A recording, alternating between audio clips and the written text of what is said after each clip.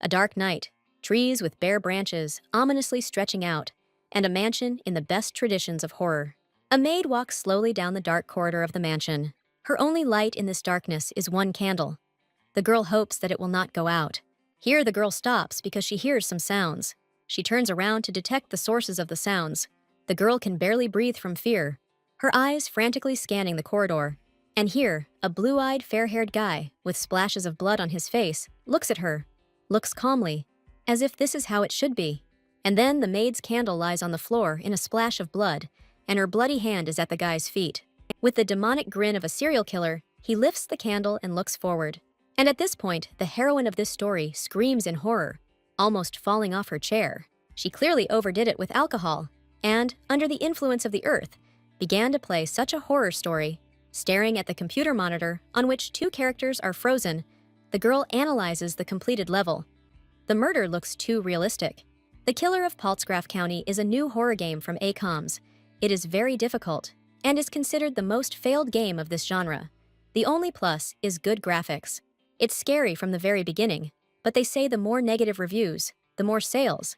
So Gaomi thinks, maybe it wasn't worth buying this game, maybe it's worth returning the money, and decided to play a little more. The system gave a message to the lost wanderer, whether his foot had stepped into the world under the rock. This world of emptiness and endless abyss. Here the blue moonlight illuminates the bloody river, and over this river, the children of emptiness rejoice. Oh Satan, do you know the name of the demon who tore off his angel wings?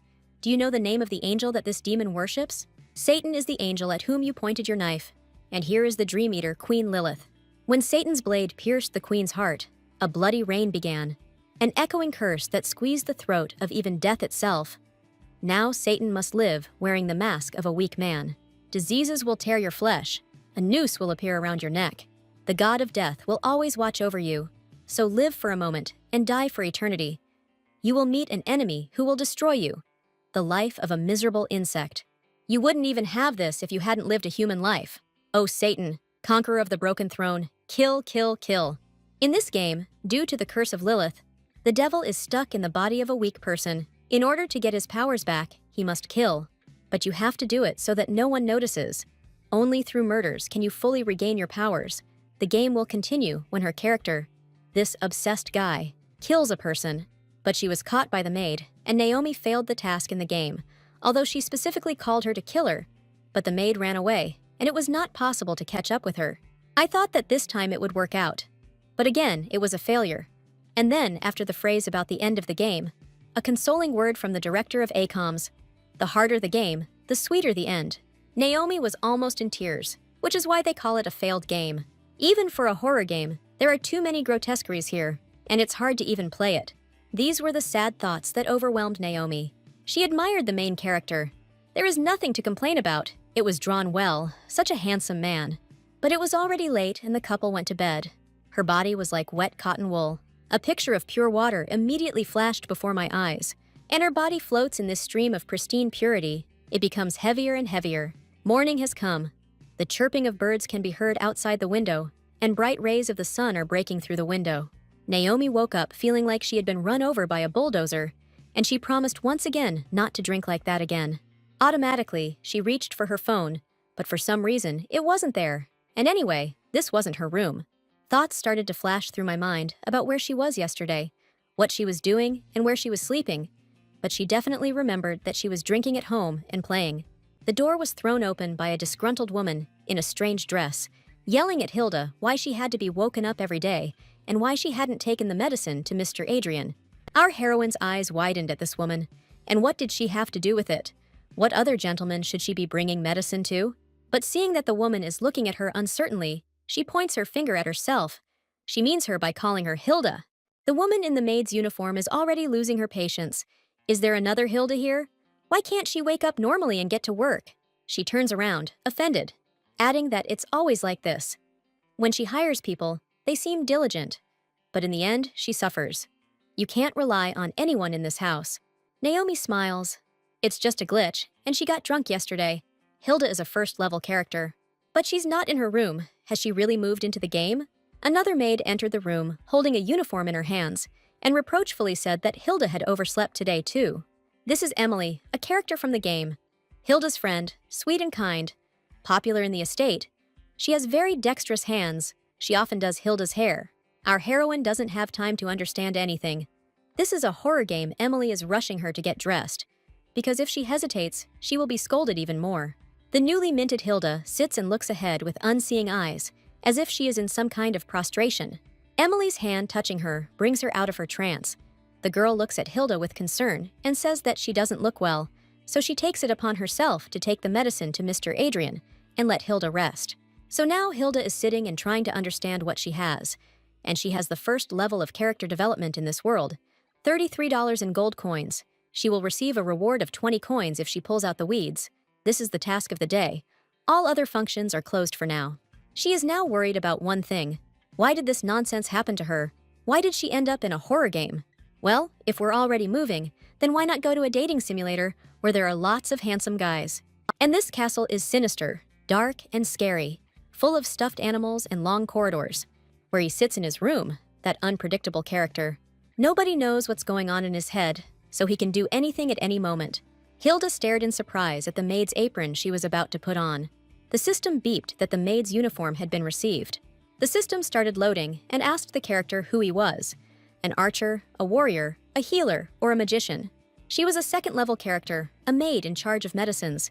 It didn't happen by her will. When Adrian slept, he looked like an angel, but he slept most often during the day and woke up when it became dark.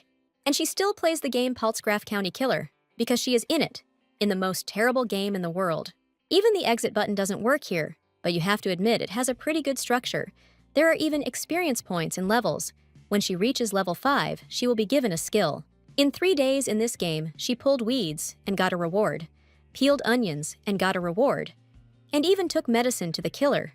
And yet the team of artists did a good job.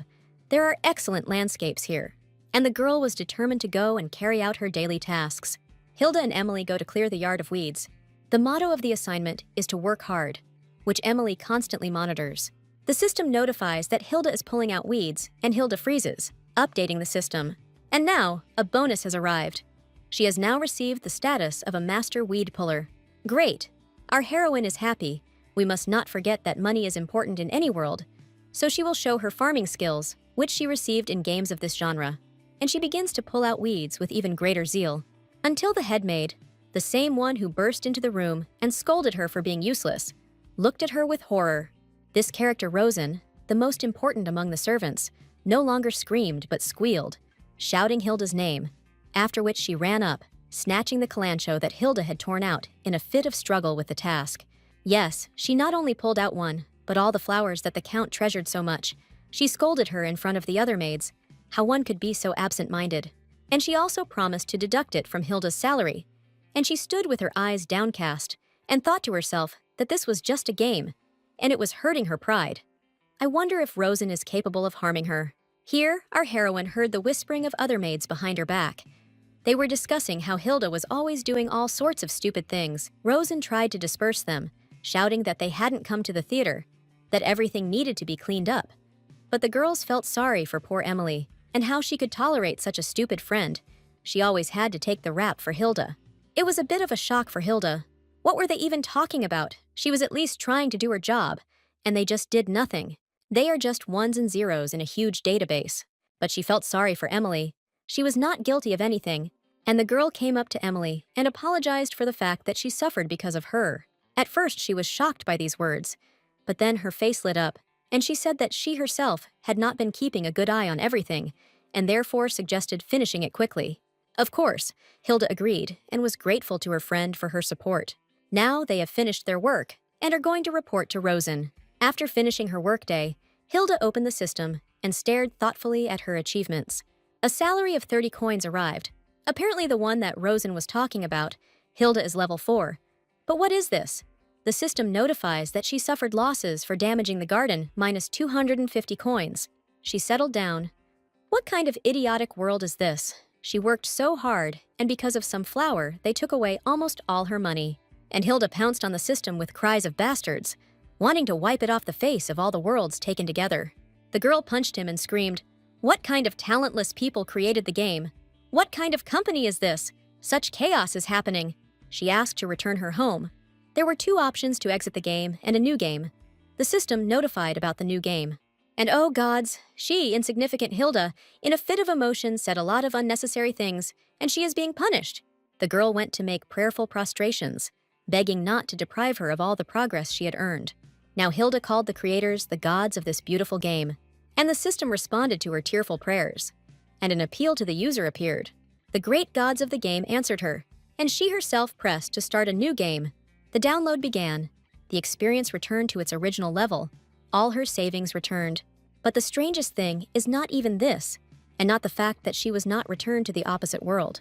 While she is thinking, they are already rushing her. Our heroine couldn't understand why she was Hilda again. Why can't she choose a character? Hilda is the one who brings Adrian medicine. A slap on the back quickly sobered up Hilda, who was complaining that she always stays out late, and now she can't get going. Rosen was already aware that Hilda had asked the maid Katrina to replace her, but she replied that the master had entrusted her with this task. The arguments were that the gentleman was so weak that he could not move around the house, and Hilda was not worried about him at all. Her whole being resisted going there. But here she was in front of Adrian's room, every time she left the medicine at the door and ran away. But probably someday they will meet. But she feels that her life is in danger here. I would really like to never run into him, and I need to find out about Adrian's schedule from Rosen. Well, here she is at his door, with medicine and drink on a tray. Hilda tried to reassure herself that it was just a game, knocked and, not having received an answer, was glad that the gentleman was not there. Then she would leave the medicine at the door. But what was there? Trembling with her whole body, she heard his steps. This voice calling her by name made her soul sink into her heels. And here is Adrian himself, the character who killed everyone, asking if she called him. Hilda sat down to leave the tray, but she remained sitting, her body refusing to obey. These eyes are blue, like pure water, but there is clearly an ominous light burning in them. He repeated again. She called him, but he couldn't answer. An inarticulate cry escaped. As a result, the dishes with water spill, and the girl mumbles an apology that she was scared. Her face expresses inhuman horror, but she manages to say that she will clean everything up now. And he can't take his eyes off him. He's Adrian, the real Adrian. And she also understands that there is no one else in the corridor, only he and herself. It seems to her that she is going to die now, because there are only them here. He can easily kill her. Her brain is feverishly looking for an answer on how to get out of here. She might just run away, but then he would easily grab her. When she was in her world, in the game she saw Adrian kill several times. Her train of thought was interrupted by Adrian when he sat down next to her and put his hand on her shoulder. His voice softly called her name, and the hand was on her shoulder. The guy was asking if everything was okay with her. Then he removed his hand and said that apparently she was scared because of his sudden appearance. His eyes looked at the girl sympathetically, and he apologized. And Hilda just stared at him with eyes wide with bewilderment. She found the strength to stand up and tell the gentleman that everything was fine. The girl decided to pick up the pieces and apologized again for breaking the dishes, promising to bring new medicine. Adrian looked at her and then said that she had been strange lately. The young man picked up a piece of broken crockery and sadly added that every time she left the medicine at the door and left, he already thought that he had done something wrong. Here he sat down again and said what he wanted to ask.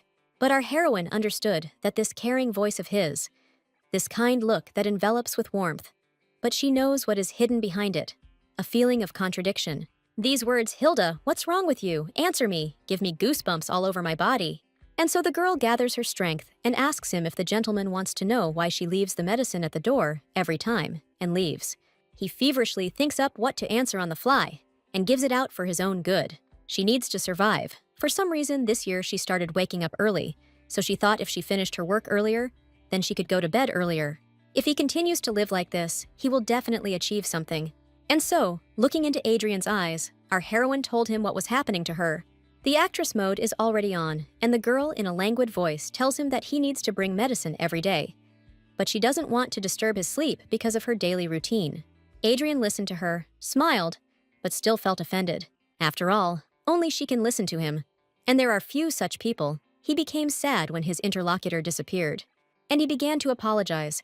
Because she had a reason for it, he shouldn't have done that. He behaved selfishly, because you can always talk. And when leaving the room, he turned around and asked if he was right. She didn't want to go into his room, but the medicine, she dropped it. After her words, Adrian silently bent down and picked up the pill from the floor. The next thing he did was calmly put it in his mouth. The guy swallowed the pill, letting Hilda know that everything was okay now. While she watched everything in a silent stupor, he repeated her version of how she was avoiding him and was worried. But when he found out the reason, he immediately calmed down. It's a pity that they couldn't talk about it earlier. And as he left, he added that she shouldn't make him wait so long at the door. When the Count entered the room, Hilda was still standing with the tray in her hands. Adrian, having entered his room and looked around, became sad. Entering after him, the girl noted that his room was fully furnished, but it still looked as if it had been abandoned for a long time. He said that he wanted to talk and remained silent. What should she do if she keeps standing like this? Bad thoughts started creeping into her head. I immediately remembered how he kills with pleasure, especially enjoying the blood of the victim. Then Hilda decided to speak up and ask the gentleman if he had any plans for today. Adrian said melancholically that his guardian had come in the morning, and now this look of his, piercing and smiling. So much so that Hilda's pupils dilated with panic. But she tried to calm herself down. She needed to behave as naturally as possible, so she asked about his well-being, whether he was tired. Apparently, he wanted to rest. And then, not remembering herself, she was carried away by fear. The girl began to talk about the senior maid Rosen and how sad she would be if she found out that he was unwell again. This made him smile. Adrian asked if she thought so. And does she want this, and approached our heroine. Hilda babbled whether to bring him clothes. Adrian calmly replied that it wasn't worth it. And passing by her, he quietly whispered, as it seemed to her somehow ominously, that she should close the curtains when leaving. She went to carry out the order. The sun really was shining right in her eyes. The girl said that she would go now, and the Count asked if she would also bring the medicine tomorrow. Hilda answered hesitantly that of course yes. Meanwhile, Adrian was already in bed. When she was about to leave, the guy said, smiling, that if she was really trying for his good. Here our heroine froze. Her heart sank into her heels. And the Count said that it was better not to disappoint him, and her smile implied that she understood what he meant. With a face as white as a sheet, she seemed to have turned to stone. For her first conversation with Adrian, she received 1,000 experience points from the game. After that conversation, she saw nothing but his sinister face. Because she understood that this was a horror game, she was brought out of her trance of horror by the nasty voice of Ingigirda, who capriciously and arrogantly scolded her for the fact that since Hilda serves the master, she considers herself better than everyone else here. Now this character reminded her of a cheerleader from a classic movie who always competes with the main character. And Adrian is a handsome prince, the most handsome boy in school trying to hide his crimes behind a beautiful face. Well, Hilda herself was now a transfer student who found herself in a new school. As a result, this game turned into a teen movie. She didn't want to argue. She was already tired after meeting him. So she calmly answered Ingigirda that the gentleman himself had ordered it that way, and only he himself knew the reason. But this only made the girl more excited. She roughly grabbed Hilda by the hand and mockingly declared that she was an orphan and did not understand where her place was. And they were all worried. The main beauty's retinue began to whisper and mock Hilda. Hilda pulled her hand away and told the bully that if she wanted to bring the master medicine herself, then she should tell him about it. Even a talentless person like her could do it. There was a pause of silence. It seemed like there was a glitch in the system, because Ingigirda was not used to such resistance. She started screaming who this talentless person is. But Hilda found it funny. She herself was Ingigirda, and all the other pathetic maids. Well, if they had any talent, they wouldn't work here. So the answer was obvious. They are pathetic characters with one-line code in the database, so why should they swear? But they wouldn't listen to her, so there was only one thing left to do. And Hilda took on the role of a medium and said that she felt an ominous aura in the mansion. That's why Rosen has been so angry lately. Well, our heroine herself understood why, because she ruins everything. Then she talked about Katarina, who cries in the kitchen every day, although she kept silent about the onion, which is actually why she cried. And she summed it up.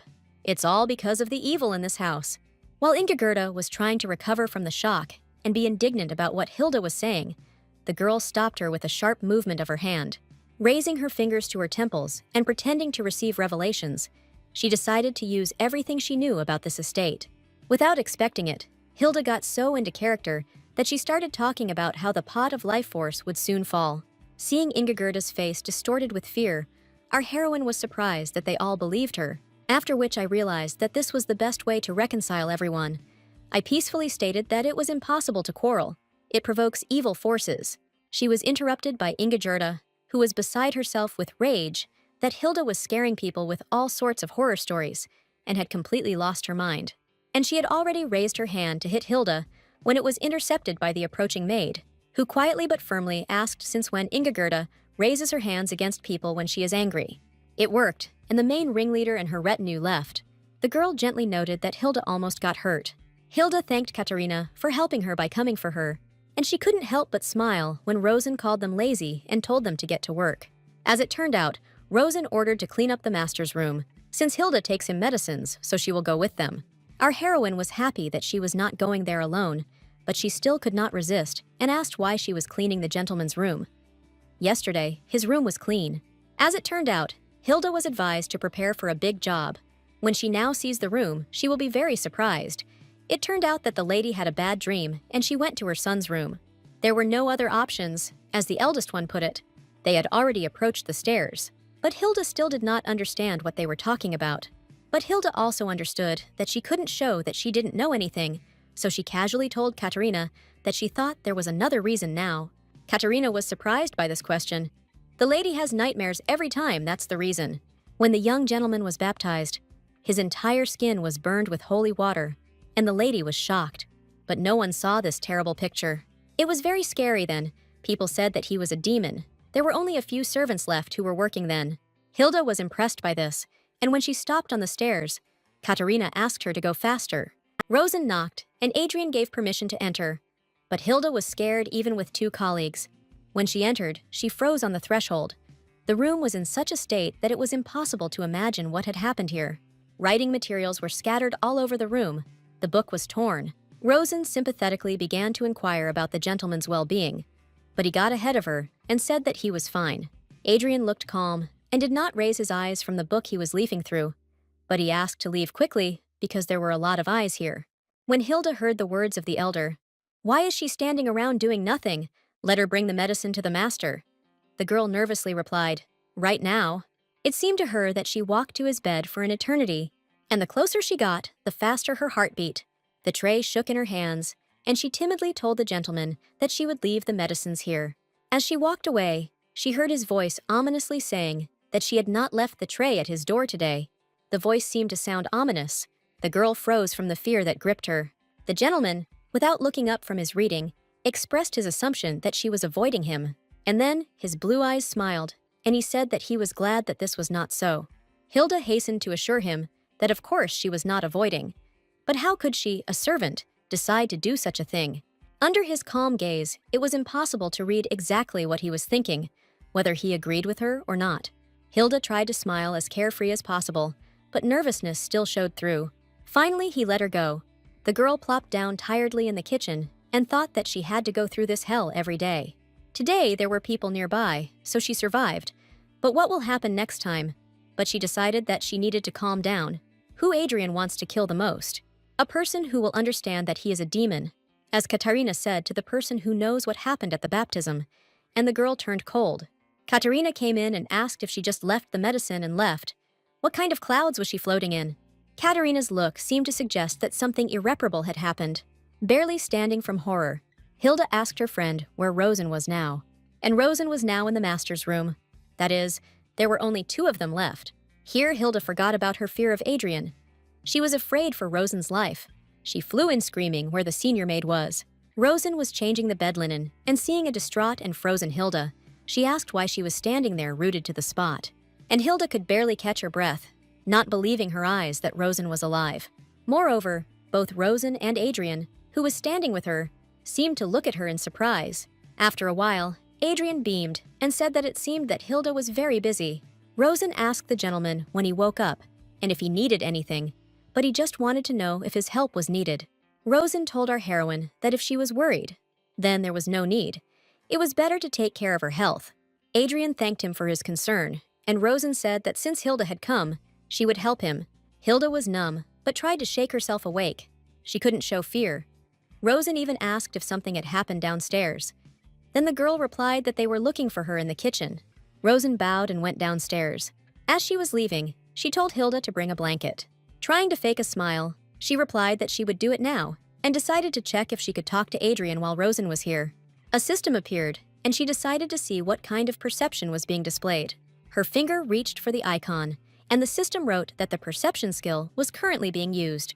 A red vessel appeared, containing a heart. The girl stared at him in surprise. This is her skill. Adrian doesn't plan to kill her now, but he will someday. She doesn't have any weapons, so she needs to test the skill. She stood there while Adrian turned to the bookshelf. This skill was very difficult for her. She felt like the vessel was about to give out. As she thought, it reacts to Adrian. While he did not look up from reading, as if Hilda was not there, she approached the bed. It became a little calmer, and she was very glad that she had basic skills. Suddenly, Adrian asked her if there was anything there, and a smile lit up his face. But it was a gloomy smile. He noticed that Hilda was constantly thinking about something. The guy said that she didn't even look in his direction, but Hilda muttered that there was nothing there, just a blanket. While he was ingratiatingly saying that she had been very strange lately, as if she was hiding something from him, the girl was already flying out of his room like a bullet, shouting the name of the senior maid. Adrian stood there a little confused, surprised that the gentleman was being ignored like that. It was already late. Hilda was sitting on the bed. Today she received her salary and fortunately managed to save Rosen. Actually, if you think about it, why is she trying so hard? Why should she save them? If she dies, it will be the end anyway, and they will return if she starts a new game. She wondered if she should just start a new game. But I decided that it was better not to think, but to rejoice in the coins that I earned, if only access to the store would open. Perhaps they are selling a ticket to exit this game. He will earn money and buy everything that is in this store. The girl was already dreaming that if she had any money left, she would give Emily a gift, probably something from the legendary category. But the system interrupted her dreams by saying that she needed to update her pillow. It hadn't been updated for a long time. Hilda thought that some kind of scammers had just earned money and were already trying to take it away. She put her pillow in front of her. In her opinion, everything was fine with it. After all, it's just the system that's scaring us once again. But the system didn't scare us. The pillow took its last breath. The grave of her pillow appeared, and a message said that she had reached 0. While Hilda was screaming with bulging eyes to return the pillow, the system reported that she did not have enough coins to return the item. Now she felt truly abandoned. I wanted to cry from resentment. She can't sleep without a pillow. But I had to go to bed. I needed to get some sleep for a good day. But she couldn't sleep. She was pushed out of bed. The game informed her that she couldn't sleep without a pillow. It was pure madness, a nightmare. An emotional outburst overwhelmed the girl. Not only did she plow, pulling out weeds, and her coins were taken away. When she tries to do something, they immediately interfere. So she called on the bastards from the system to at least let her get some sleep. And if she doesn't get some sleep, she won't be able to work and get a salary. She screamed that we shouldn't underestimate her, that she had slept without a pillow her whole life and was about to fall asleep. But the system warned that it wouldn't work. They are trying to break her, so Hilda decided that she would try until she succeeded. In the end, she had 328 attempts to fall asleep, and none of them were successful. And she still had 0 gold coins left. Fresh and cheerful, Emily wished her good morning. But seeing that everything in Hilda's room was turned upside down, she asked if she was sleeping. They need to hurry because the older one will scold. But Hilda looked like a zombie and hugged herself with her arms and muttered something. When Emily helped Hilda get dressed, she realized that her friend couldn't fall asleep without a pillow. Hilda decided that from the outside, such a reason probably looked very strange. But Emily sympathized with her deeply. She had the same thing. Our heroine thought that this condition always happens when there is no pillow, or is it the system that is being tormented? She also offered to lend her pillow. Hilda thought that Emily was her only consolation in this stupid game. But another question also arose. Why were they in work clothes today and not in uniform? As it turned out, the gentleman was feeling ill today, and Rosen gave orders to work in the garden. But she had to pull herself together because Emily suspected Hilda of being very happy about this news. Adrian was coughing up blood in the morning, and his condition worsened. A doctor came to see him in the morning, but Emily did not understand what could have contributed to the deterioration of his condition, because the gentleman was taking medication, and Hilda thought that it was possible that she contributed to this by not bringing the medicine on time. But she wanted to enjoy such a good break, and she happily dragged Emily to work in the garden. By this time, there were many servants working in the garden. While the system was loading, Hilda put on his uniform. She was not going to lose her glasses and gold coins anymore. Now our heroine was in full power mode. Her goal was to level up her character and earn coins. While she was insisting that she would save up everything she had in this game, the roulette wheel came up. The girl didn't immediately understand what all this meant. But the game loved to surprise. And then Hilda discovered that she had won 30% of fatigue. She started to twitch. What fatigue? What is this anyway? But the system explained that the effect of fatigue had begun to take effect, as if she had not gotten enough sleep. All of her functions were reduced, including critical strike and sleepy lethargy. Hilda was furious and cursed. Was it her fault? It was a damn roulette. And she was also very irritated by the monotonous actions, and as if she was heard, a mini-game appeared with an offer to diversify her actions. Before she had time to think what kind of nonsense this was, the system informed her that by playing mini-games, she could get rid of the fatigue effect, and her finger itself reached for the mini-game.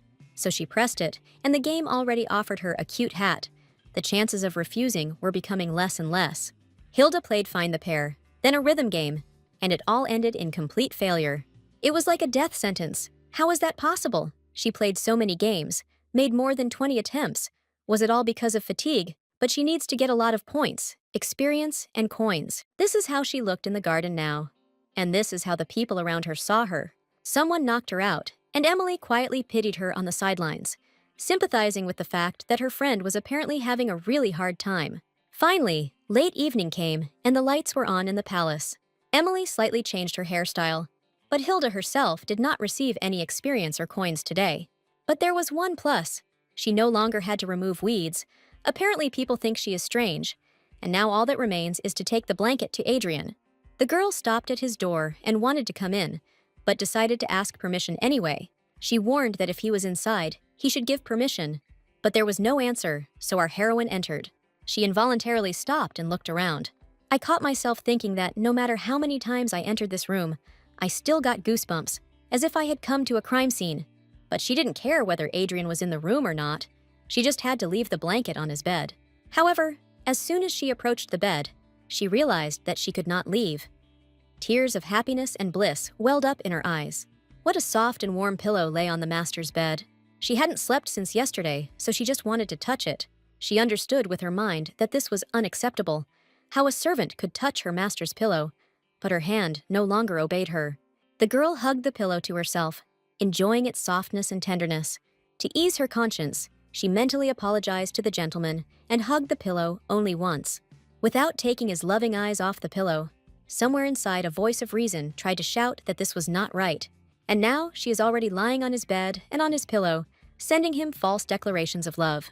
Hilda was ready to burst into tears, because the sensations were simply magical. Now the system did not look the most attractive. It had the face of condemnation. Hilda was consumed by sleep, and on top of that, she was in a fatigue mode. She felt like the system was asking her if it wanted to start a second pillow war. Hilda sent the system to hell, although she was touched by its courage. Before falling into sleepy oblivion, she warned that she would not spare anyone who touched this pillow. The girl fell asleep so sweetly wrapped in a blanket. Fatigue exceeded endurance, and our heroine went into sleep mode. Lilith's curse trapped Adrian in the weak body of a human. To get rid of the pain he had to kill secretly, he was destined to meet the one who cannot be killed, his enemy. If you kill this enemy, then the whole world will come to an end, and he will end up in a dimension where the boundaries of time and space are erased, between life and death, falling endlessly down. Satan then realized that his new life is worse than death, and the disease became a severe punishment. Adrian Caesar von der Palzgraf's life became his own curse.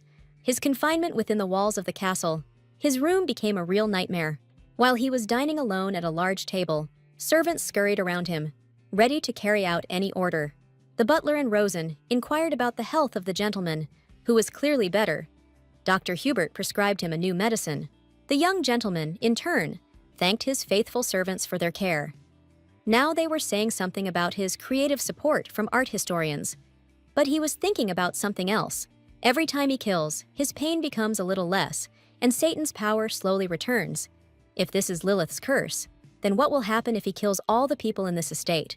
Now the butler is pouring him wine, and Adrian imagines how a knife is thrust into his chest, and everything is covered in blood. He verbally thanked the butler, complaining that he could not drink much because of his heart, and he asked me to convey my gratitude, because it would be a shame to throw away good wine. After his first kill, when a maid fell and broke her neck, he killed only 5 people. While he couldn't kill everyone, he needed these people. He lacked strength. The servants were just talking about the garden. We need to try to improve it for the sake of the master. The garden is beautiful in the spring. Rosen admired Adrian so much. She remembered how in childhood he planted all the plants in the garden with his own hands. It came over him like a veil, and now Rosen was talking about his favorite flowers in the garden. His gaze became clouded, and he told them to stand up straight. The servants fell silent and stood in front of Adrian. His eyes began to roll back, the power that had accumulated within him demanding an outlet. He decided what kind of person he wanted to kill right now, and who needed to be killed later. But it didn't matter at all. Adrian played with a glass of red wine, imagining that it was the blood of those standing right in front of him. This amused him, and he thanked his servants. Late in the evening, the young owner pondered his feelings. He stood by the window and looked out into the distance. There were no problems with his first power. At first, he was able to return hypnosis. Everything is going according to plan. Only one thing does not give rest. This light brown hair. The Count mentally talked to her about how she should stand and where she should go. A strange girl who was not affected by his hypnosis. Doubts crept in. Could this servant really be his enemy? Of course, it was still too early to draw conclusions. But many things about this maid made him wary. Adrian decided for himself that she was worth fearing. There were no omissions in Lilith's curse yet. The young man thought about it and realized how complicated everything was. He paused in front of the room, hesitantly, as if wondering whether to enter it. His hand turned the door handle. He decided that today he needed to rest. With calm composure, he realized that there was someone inside. Rosen shouldn't be in his room, and it definitely wasn't the Countess.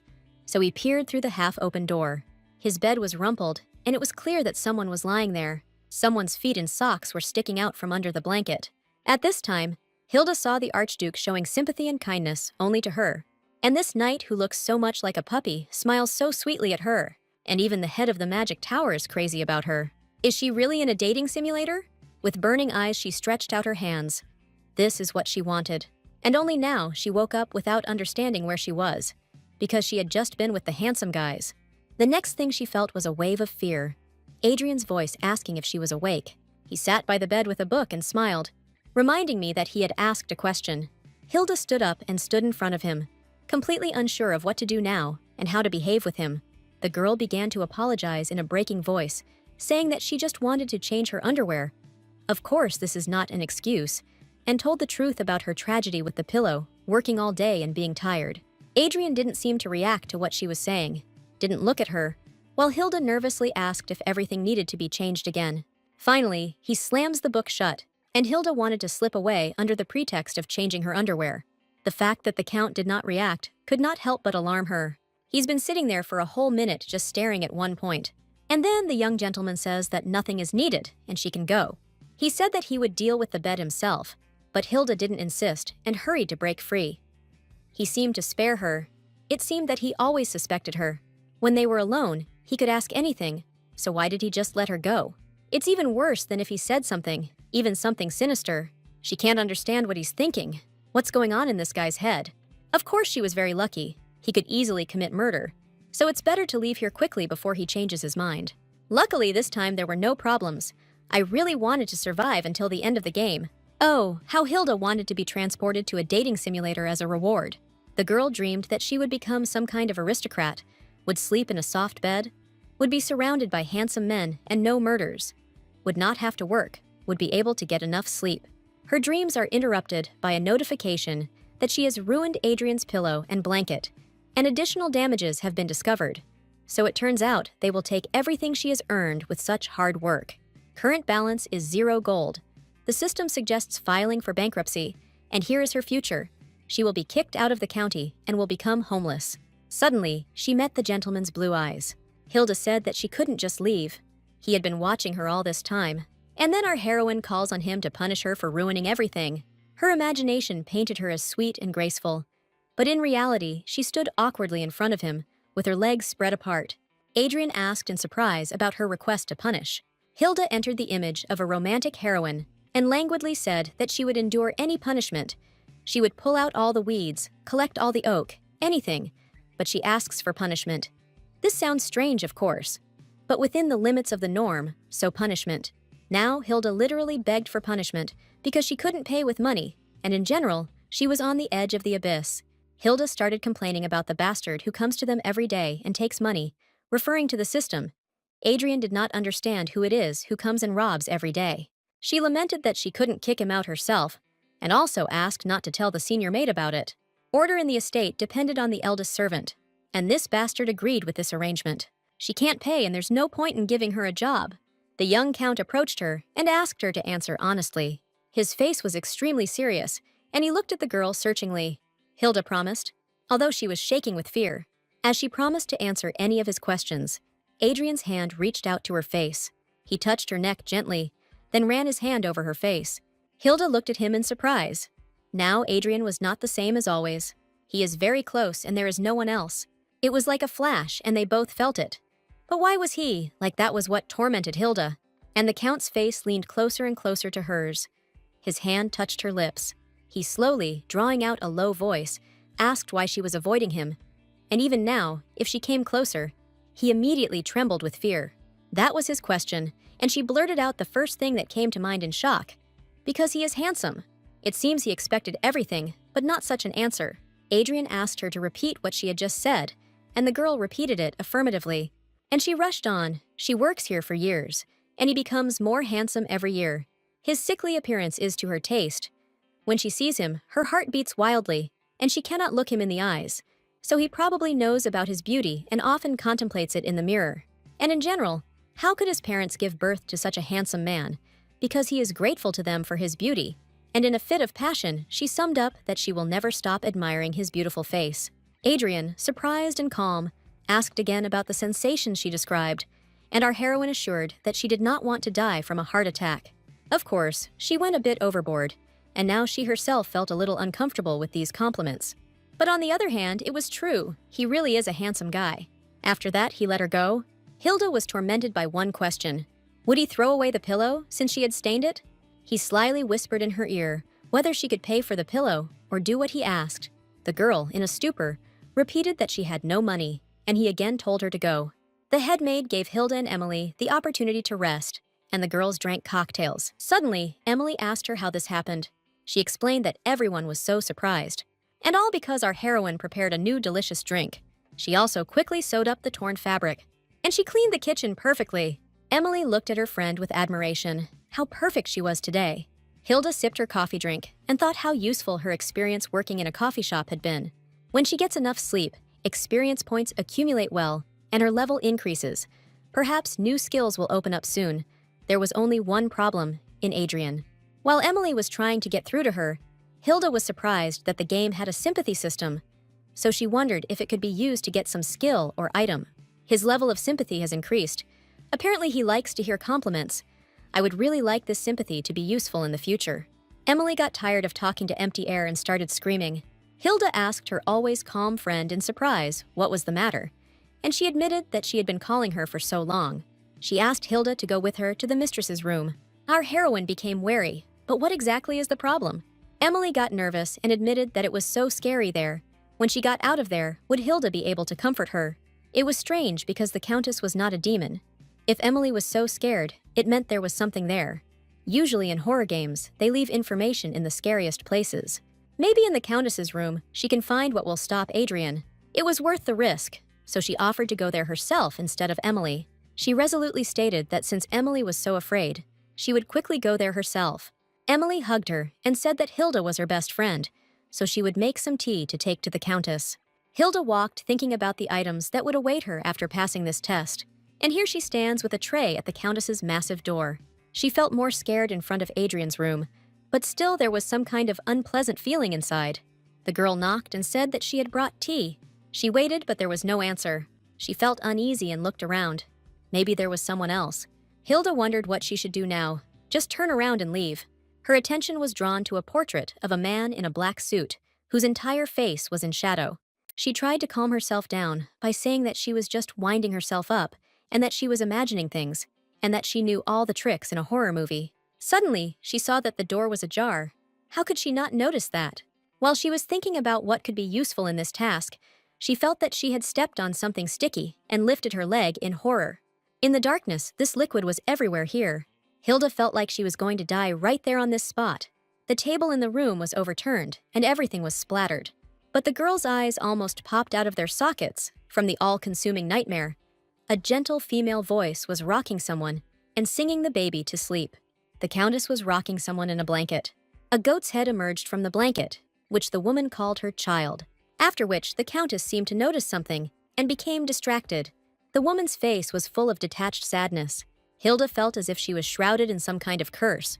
Gathering her strength, the girl bowed and introduced herself and apologized for disturbing her. She could barely stand on her feet and, shaking as if in a fever, muttered that she had brought the Countess some tea. The whole room was splattered with blood, and the girl added that she would bring tea later. Mad with fear, she said that the Countess probably wouldn't like this new tea, so she would bring another one. The face of the woman looking at her was frightening beyond words. She was as if lifeless. She looked at Hilda in a kind of daze. Hilda stood and did not move.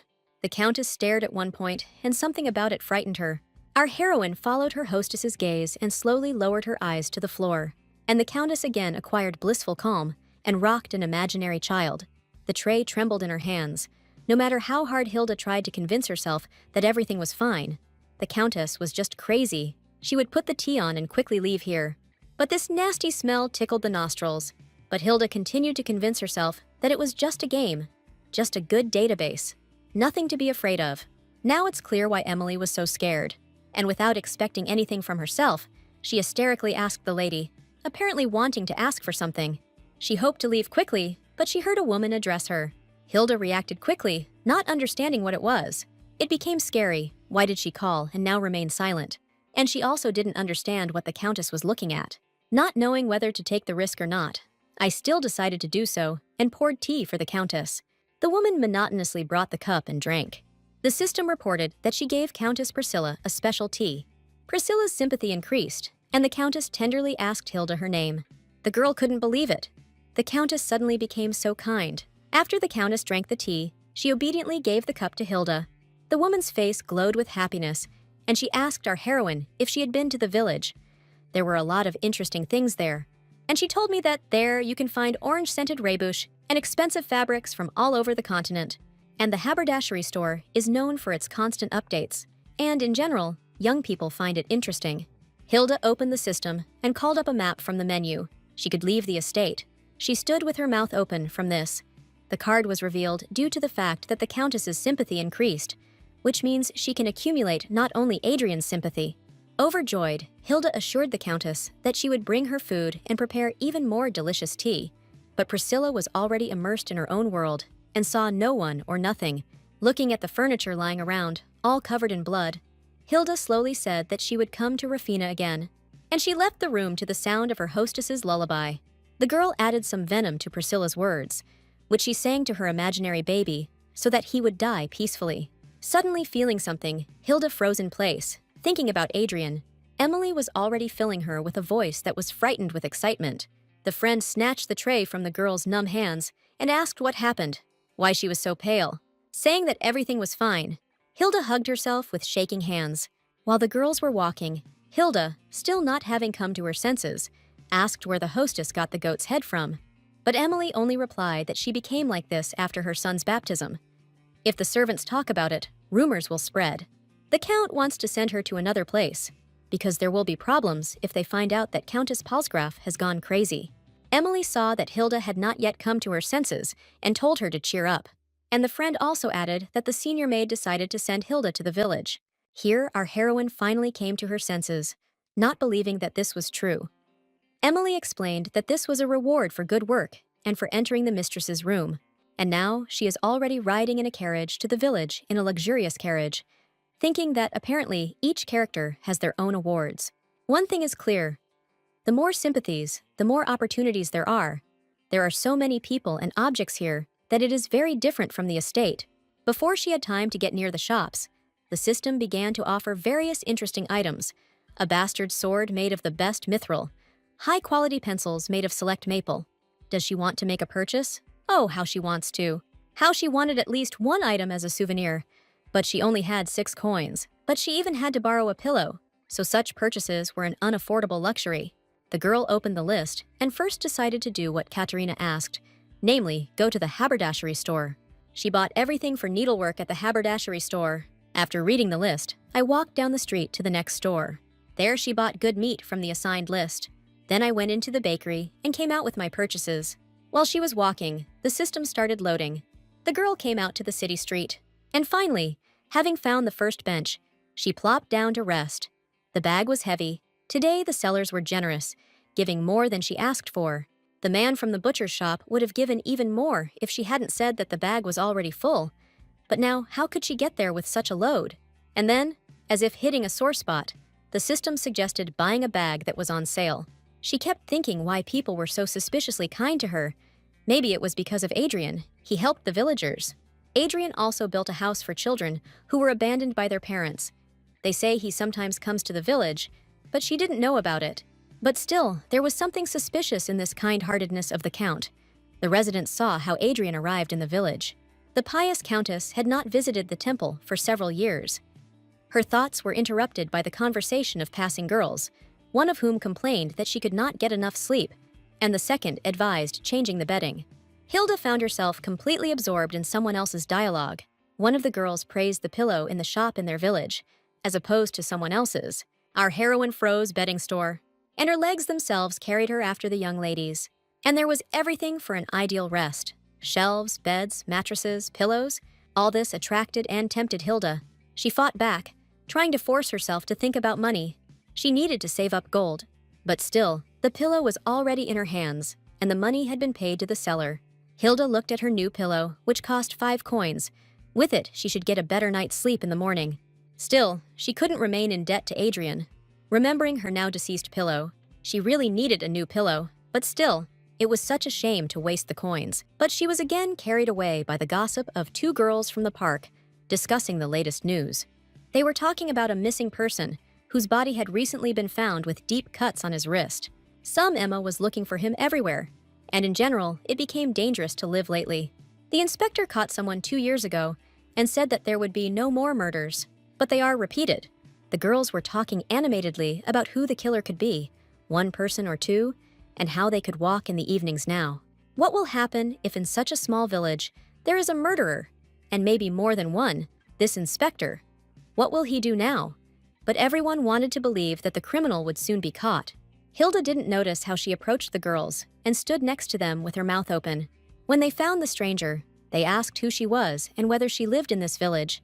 Although Hilda did not want to attract attention to herself and asked to continue the conversation, one of the women in the store answered for our heroine, stating that Hilda works in Palsgraf Castle, and the girls began to ask about the conditions, whether the people there were good.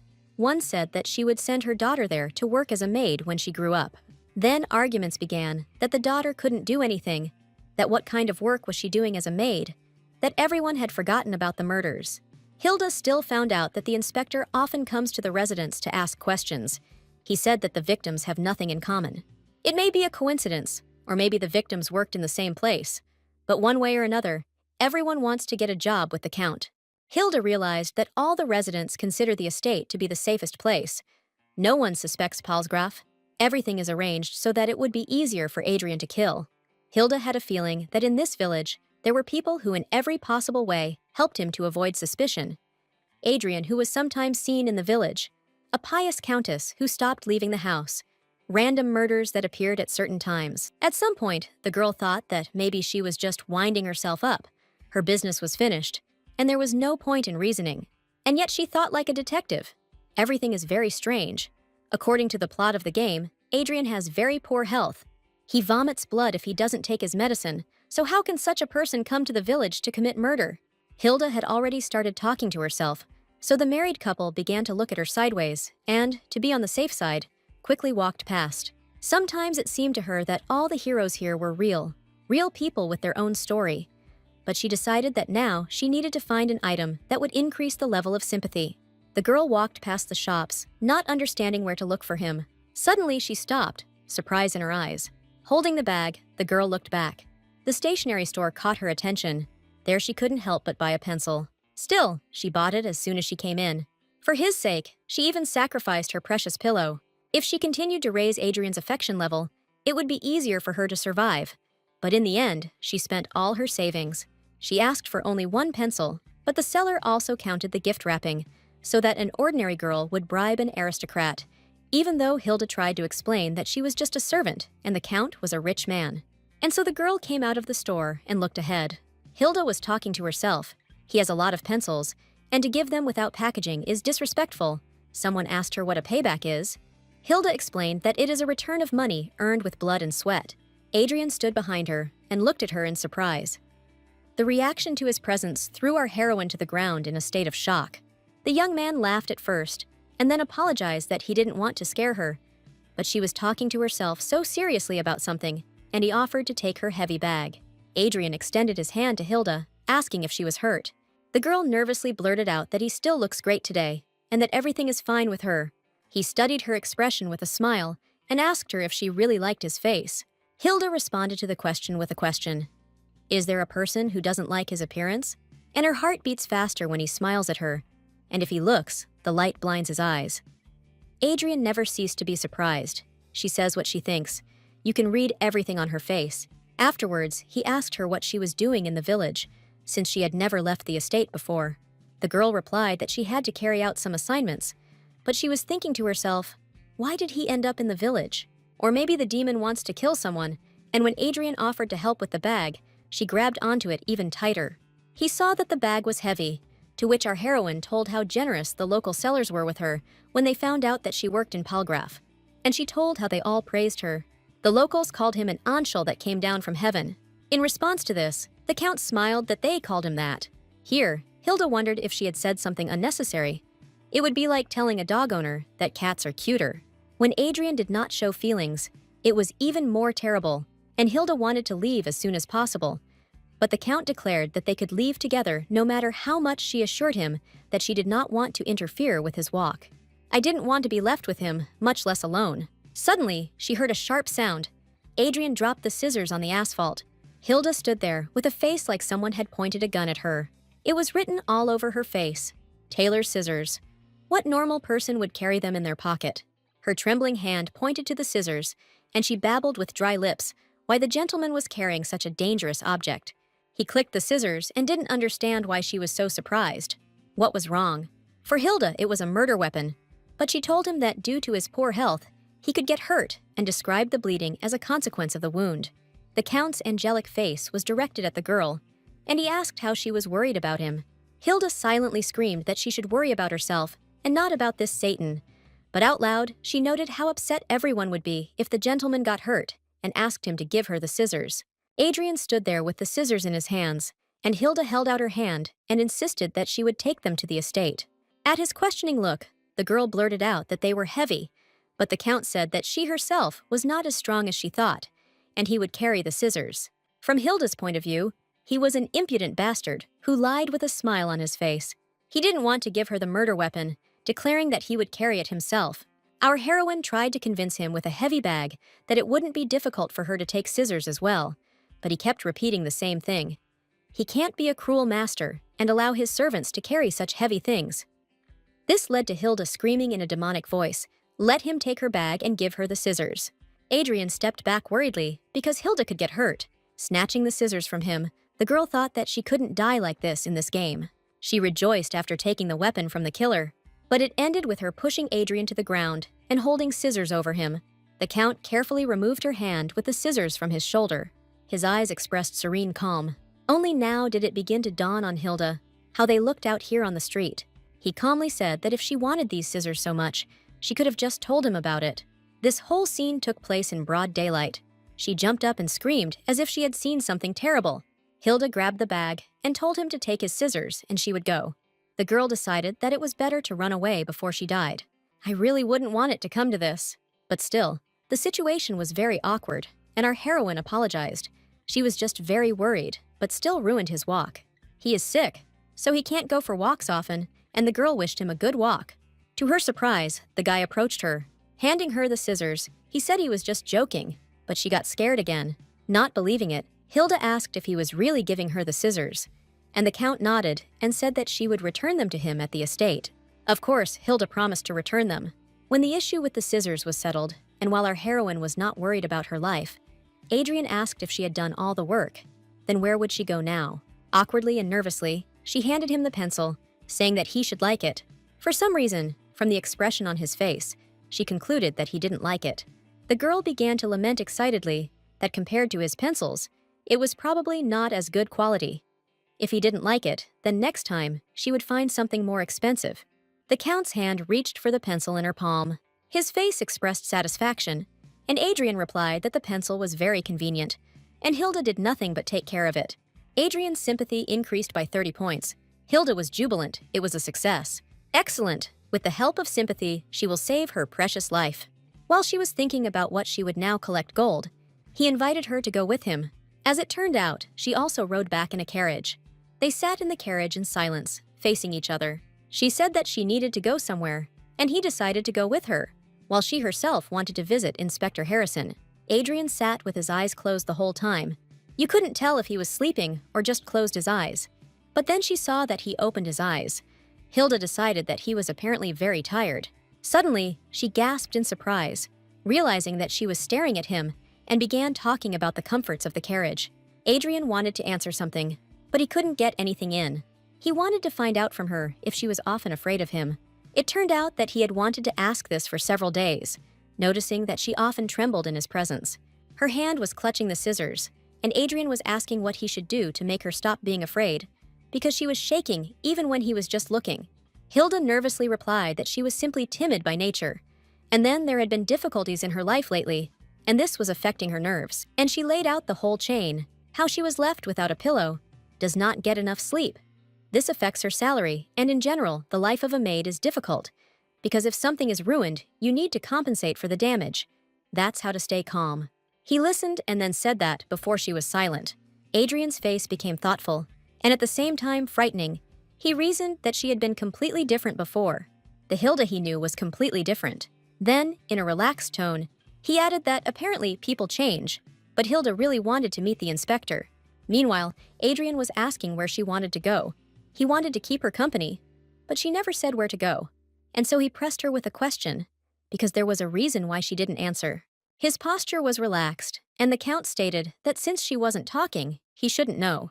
They were interrupted by the coachman, who announced that they had arrived at the estate. At this time, it was already quite dark. Hilda was about to leave, looking at her bag, and thanked Adrian for giving her a ride. And bowing, she asked if he was coming. He let her go, saying that he needed to think about something, and ordered the butler to be called. So Hilda went out alone, and he stayed in the carriage. Adrian is constantly changing. Sometimes he speaks as if he will kill her if she does not answer. Sometimes he turns to the maid with a request, and even says, "Please." Apparently he is curious how far she can go. He understands perfectly well that she is lying, and for her this walking on the edge of a knife will end when he gets bored. Anxiety is eating away at him from the inside. His voice echoes throughout his body like the poison of a snake. From this stream, the Count's voice was pulled out and said that she had forgotten her bag. And then his piercing gaze directed into her soul, asked if she wanted to tell him something. Hilda stood hesitantly, and she answered that yes, she works on his estate, but she has the right not to answer any questions. And she also wants to ask him something. Having plucked up her courage, our heroine asked him point blank why he was treating her like this. He gave her a ride. He doesn't drive all the servants around the estate. She understood that Adrian's level of sympathy was not very high yet. Most likely his behavior had nothing to do with her height. He must be just trying to find out more about her. So why does he treat her like this? Isn't it all a lie? Waiting for an answer, the girl stood near the open door of the carriage. After waiting a bit, Adrian replied that she always made him speechless. And she's right. He would never even think of giving a ride to anyone but her. While waiting for an answer, the girl thought that she was keeping her friends close to her, and her enemies even closer. He really liked this proverb. Weaklings attack enemies, and after victory they feel strong. They talk about how they dealt with their opponents. But you can't treat enemies like that. They are the key to many mysteries, as well as a reflection, so they need to be kept close. That's why Adrian openly said that even if he had to break or cut everyone, he would leave them alive and keep them close to him. At these words, the Count rose and stood up. Now he was looming over Hilda. He spoke slowly, drawing out his words, and touched her face. He just wants to treat her well, that's all. In his last words, the Count said that someone was waiting for her near her room, and it seemed that this someone was very angry. And having said goodbye until tomorrow, the young man's face again shone with angelic light. The girl went upstairs, thinking about the man who was waiting for her. Well, of course it was Rocio screaming that Hilda was late. She cursed at Adrian, calling him a useless demon, and she began to assure the elder how she respected her. But she simply met the gentleman. Hilda bought herself off with hand cream, although Rosen menacingly declared that she would turn a blind eye to this for the last time. Our heroine understood that it was good that the bribe helped. Otherwise, there could have been big problems. She also noticed that when she gave Rosen a gift, she received a notification about the opening of a new skill, and her finger reached out to open it, just when she was alone and no one was bothering her. It turned out to be the Seeker's Eye. With its help, she is able to see a red aura around objects imbued with evil for 5 minutes. She took Adrian's scissors to try out a new skill, but there is no red aura around them. The description says there should be some changes. In the carriage, he said, as if in passing, that she was interested to know why he carried Taylor's scissors with him.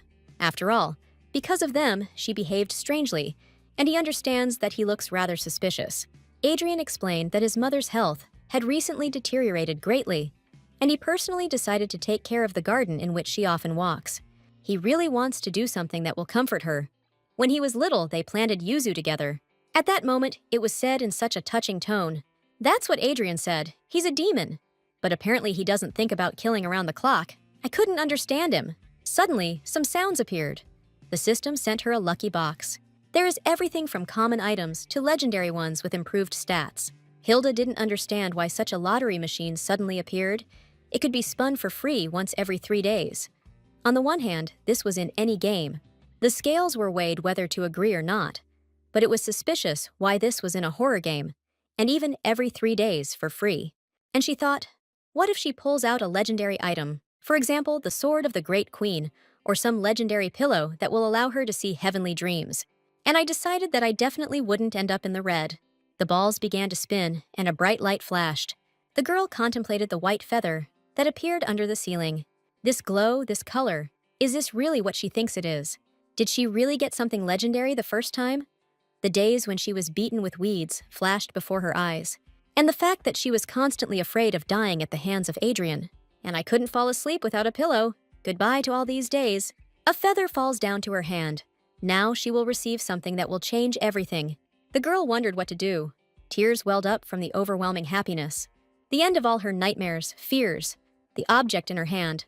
And then the object changes, and the system reports that it has received a weed. And as if mockingly, she congratulated me by saying that the weed was absolutely useless, and there were 2 days, 23 hours, and 59 minutes left until the next attempt. But she can spin the machine at any time for an extra fee. And here, Hilda looks at her dashed hopes. Afterwards, she started yelling and cursing the system, the developers, and everyone who was involved in the creation of the game. It was the howl of a wounded animal.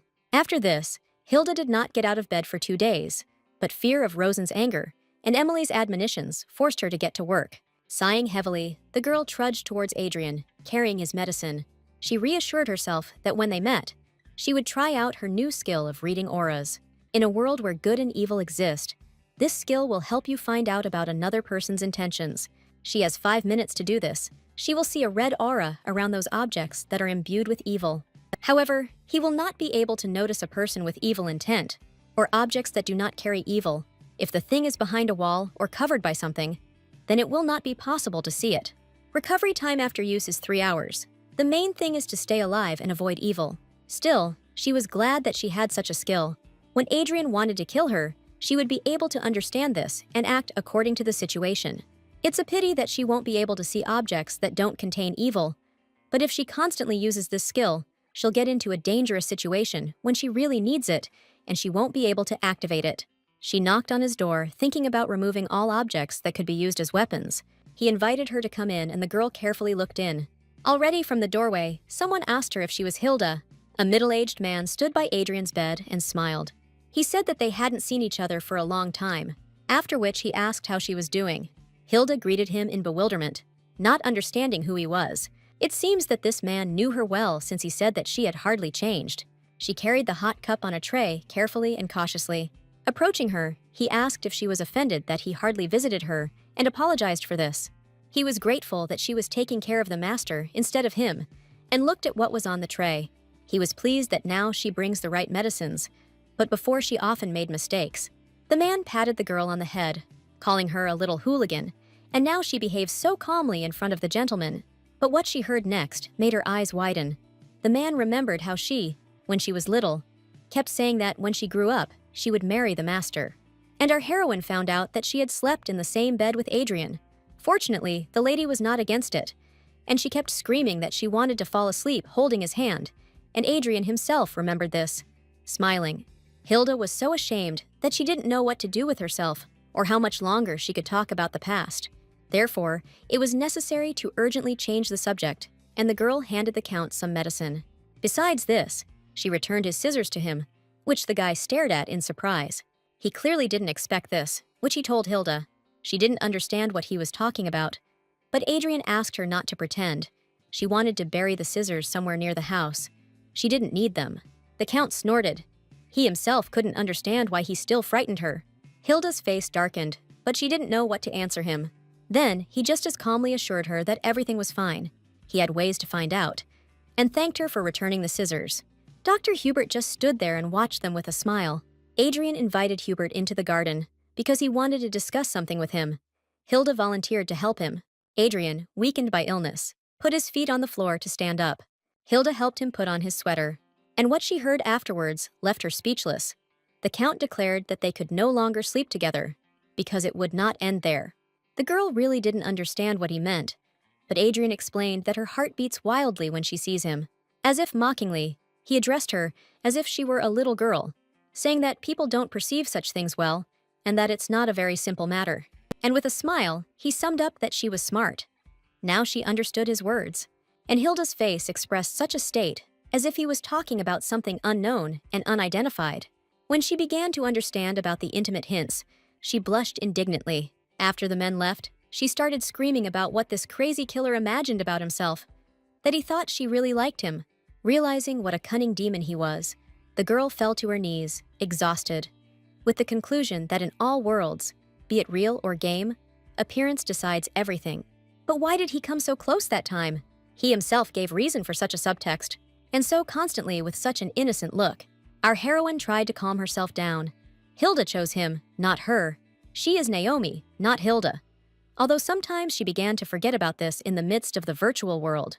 Now something else is more important, and the girl activated the Seeker's Eye.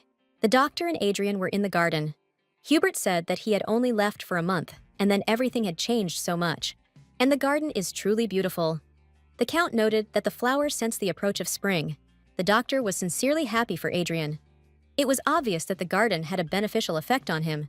Taking a rosebud in his hand, Adrian noted that, thanks to the doctor's treatment, he felt better. He could get up and walk. While he was speaking, he gradually squeezed the bud with his hand more and more tightly. Before his gaze now was not a rose, but a neck, her neck. And he also remembered the book. Hubert called him, but Adrian only now heard him, as if in a trance. The doctor concluded that her patient looked better, and if something was bothering him, he should let her know right away. Adrian seemed to remember something he had almost forgotten. He wanted to ask him something, thinking about Hilda again. The Count wanted to know the doctor's opinion, because the girl had changed a lot. But the doctor didn't particularly notice any changes. Adrian suggested that maybe he himself was wrong, just as his mother was wrong about him. Hubert learned that the Countess had started hallucinating again, and he shared that he was very sorry about what happened to the Countess, because she visited the temple every week and helped poor people with her large donations, and the lady gave a lot of love and attention to Mr. Adrian. The man could not understand how such a good-natured person could call his child a demon. Adrian thought for a moment, as if trying to comprehend, after which he told with a smile that recently his mother had made a mess in his room, demanding that he give her Adrian. Contemplating the roses, he continued to share that a person's words have power. At first you think that it's a lie, but when you listen to the same thing over and over again, it leads to certain thoughts. However, Hubert assured him that no one thought so except the lady, but they did not know what might happen in the future. The Count was deep in thought. Observing the rose petal on his palm, he asked the doctor if he looked like a demon. Hubert did not take his patient's words seriously. He was tormented by only one question. How does water over which a prayer has been read become holy? Why do people think that if you sprinkle holy water on a demon, his body will start to burn?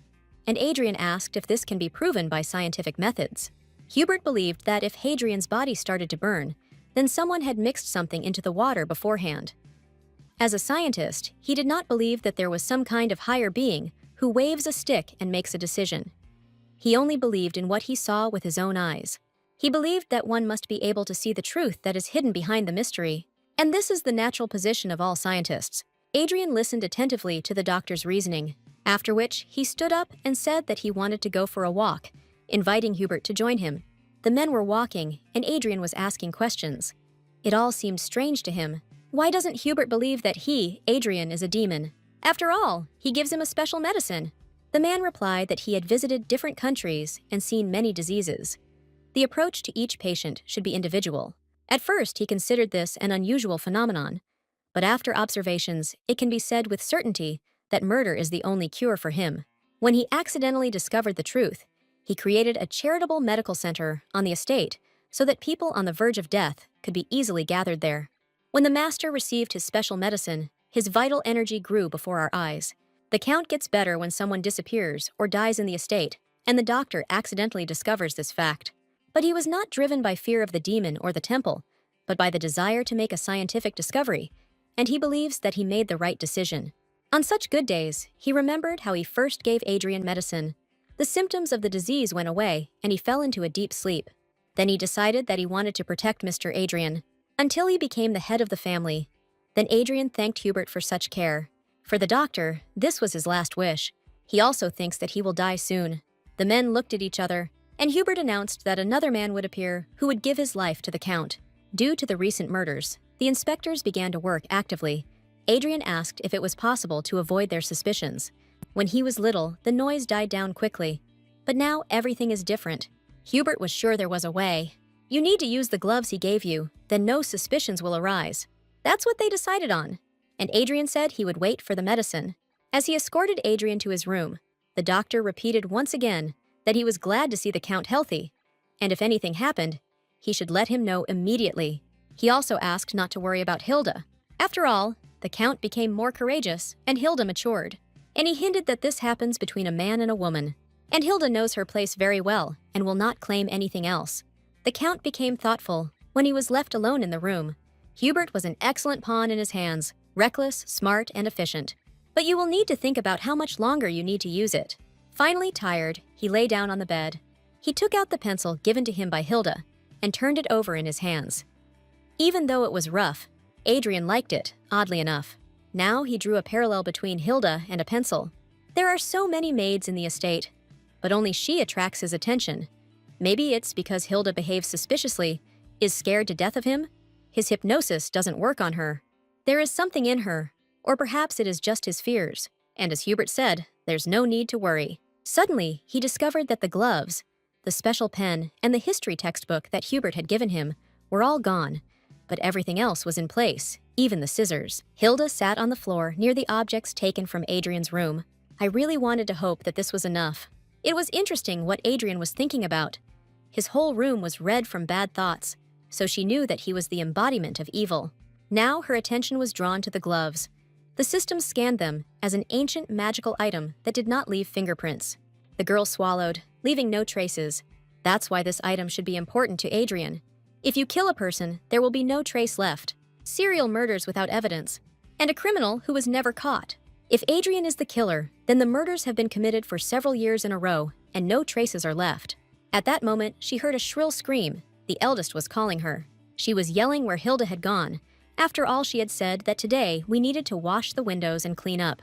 Our heroine sighed, not a single free minute. In her head, she went through objects: a history textbook, a glove, a pen. And she thought that the weapon of his murder was a pair of tailor's scissors. Thanks to the skill, she managed to find out the truth. If you steal a weapon from a killer, then your survival skills increase. She took his things, and Adriana will immediately understand that it was her. Most likely, he will not punish her in front of everyone. This could affect his reputation, so he will call her to him. Why did they design the system in this stupid game so that if she survives, her actions will be of benefit to society? But I still wanted to believe that nothing terrible would happen. And then she hears him calling her. She didn't think it would happen so quickly. He stood by the window and apologized for calling late, but the matter was urgent. Without wasting any time, Adrian began to say that several things had disappeared from the room. They were very important to him, while Hilda pretended to be a fool, pretending that she did not understand why she was called. Adrian said that he would not ask unnecessary questions. Let him return his things. The pupils flashed with an unkind light. After all, it was she who took it. Turning sharply to Hilda, he said that he didn't want to touch her.